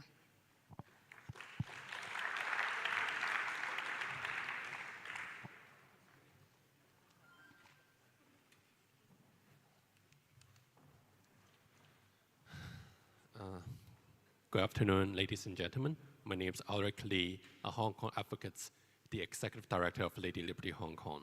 I would like to begin by thanking the organizers, Civitas, for giving me this opportunity to speak about Hong Kong and Shao Hang-tung. I would like to begin by speaking on behalf of Shao Hang-tung. I have a personal message from her for this event. As a human rights lawyer and the vice chairman of the Hong Kong Alliance in support of patriotic democratic movements of China, supporting democratic movements in mainland China is an invaluable heritage that I inherit from the 1989 democratic movement in China. For years, members of the pro-democratic movement have been facing surveillance, torture, and forced silence with their indomitable spirit. I cannot list their names one by one here, but I would like to take this opportunity to pay tribute to them, including the Tiananmen mothers, human rights lawyers Xu Xiyang, Ding Jiaqi, and Gao Feixiong. Today, Hong Kongers would be considered a threat to China's national security for speaking the truth, aspiring democracy or fighting for human rights, and they face the risk of imprisonment. Me and many people who resisted have become prisoners of conscience. The totalitarian regime has destroyed rule of law and a free society built by generations of Hong Kongers. A Hong Kong without balance of power is becoming darker, and the darkness is seedbed of abuse of power and fear. The Hong Kongers have risen to resist and warned the world for the spread of totalitarianism. Fighting for freedom and democracy is my lifelong aspiration, and I will not give up. Even now that I'm imprisoned, I will not help to spread fear. I would hold up the cradle of hope in my heart and continue to defend human rights and freedom. I call for everyone who loves freedom and not let the totalitarian regime to trample civilization and dignity of human, and support fighters for democracy around the world. As we continue to fight for democracy and freedom, we connect all the souls that aspire a free world. Today, I call upon those who stand with democracy and freedom to stand with me and the Hong Kongers. These are the words of Shao Hang-tung, a human rights lawyer now imprisoned in Hong Kong. Her message is not only a cry for freedom, it is a mirror held up to all of us. It asks us, what do we do when the freedom itself, when the law itself becomes the instruments of oppression? Chow Han Tung's case stands as a powerful and painful symbol of Hong Kong's democratic struggle. The law that once protected Hong Kong's rights has been turned inside out. The National Security Law and the new Safeguarding National Security Ordinance are now being used to silence voices like ours. These laws redefine justice through the logic of fear. State security has become a blank check, allowing the authorities to criminalize speech, peaceful assembly, and even remembrance. The courtroom that once upheld the rule of law have become political theaters where the verdict has known even before even the trial begins. Repressive laws only not imprison bodies, they reshape the society's sense of what is permissible, what can be said, and who we dare to defend. So when we ask, how important is it to advocate for reform in laws that persecute human rights defenders, the answer is existential. Because when laws lose their moral value, their moral core, it is not only human rights defenders who suffer, it is the very foundation of civilization that collapses. Advocating for freedom and reform means reclaiming the language of justice from the authoritarian control. It means reasserting that national security cannot be used as a pretext to destroy human dignity. It means that standing by international norms, like the ICCPR, which still legally bans Hong Kong today, and reminding the world that human rights are not gifts from the states, but an inherent right to every person. Every petition, every statement, every resolution that challenges these laws chips away at the wall of impunity. It reminds that the imprisoned that they are not alone, and it reminds that the powerful that legitimacy cannot be built on fear. The struggle of Hong Kong is not isolated. It is a part of a wider pattern of legal authoritarianism, where regimes now use law not to protect, but to punish, from China to Myanmar and from Cambodia to Russia. Repressive laws travel faster than democracy. Once normalized, they cross borders, seduction, fake news, and cyber security laws, all justified as protecting national stability. To advocate for legal reform is therefore to draw a line, to declare the law without liberty is merely the rule of power, not the rule of law. And if we fail to challenge such laws, the darkness that Chow described will not stop at Hong Kong's borders, it will reach us all. Chow Han Tung's reminds us that courage is not the absence of fear, but the refusal to let fear decide our path. Even in prison, she chooses hope, believing the truth can outlive wars and that solidarity still matters. Advocating for legal reform is therefore more than policy, it is an act of solidarity, a way to keep her cradle of freedom burning to and to link, as she said, all the souls that aspire a free road. So let's answer her call, not with silence, but with persistence. Let's challenge unjust law whenever they exist. And let's ensure that the next generation can once again believe that law means justice, not fear. And because as long as one person like Chow Han Tung refuses to give up, the idea of freedom will never die. Thank you very much.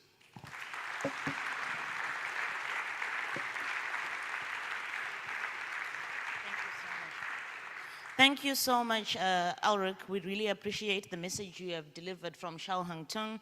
And if you also want to deliver your message to Chow Han Tung, please go to the desk, registration desk. You'll be able to fill out some postcards, and she will receive those messages. So please, I really urge you to do so that you show your solidarity with her during this difficult time. We now move to our various sessions where we will continue today's topic, which is the topic of inclusion and also centering marginalized voices. One quick announcement, tomorrow is the closing ceremony, so please be on time. We are really looking forward to that. If you are over my age, if you're above my age, I won't say what my age, but if you think you're above my age, please don't drink alcohol tonight, because it will take about 4 days for it to wash out of your system, and then tomorrow you won't be here, or you'll be here, but you'll be sleeping. So if you are my age and above, tonight, I'm just kidding.